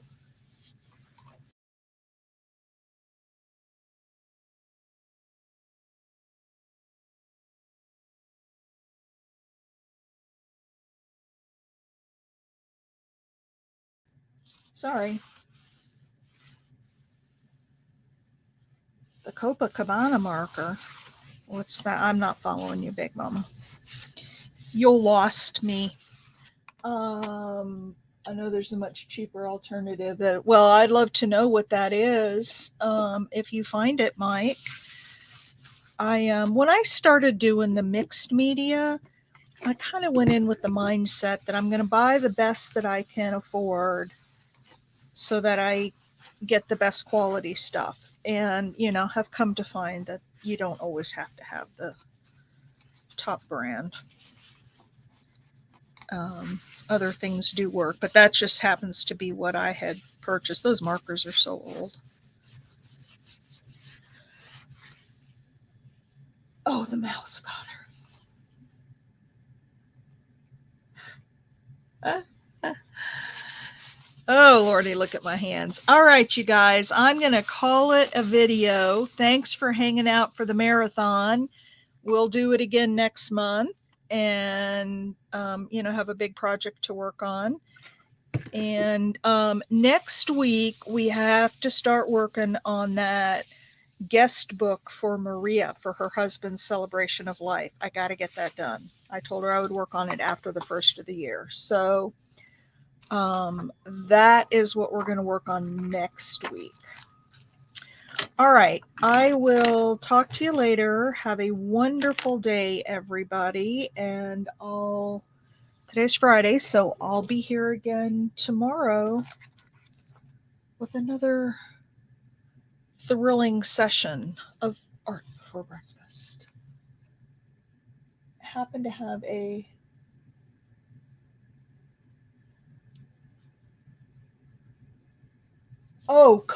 Copics. Hang on. I do have them.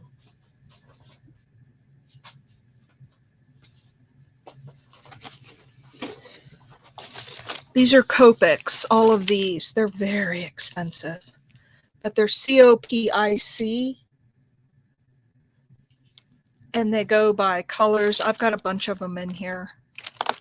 And they're used for blending, like from color to color, like you can kind of blend the colors. Some people are really good at it. If you search on YouTube for Copic marker techniques, you'll find videos. And these are really expensive, but I just need to get rid of them because I have the big brush in here and I use those, but I don't use the Copics. Do look on YouTube and search for Copic techniques, and you'll find Copic Chow. That's a different. These are Copic sketch markers, and I've got several colors of them in here. All right, have a wonderful day, everybody. I think everybody's just about left. We'll see you tomorrow. Bye. Love you all. Thumbs up if you haven't. Bye.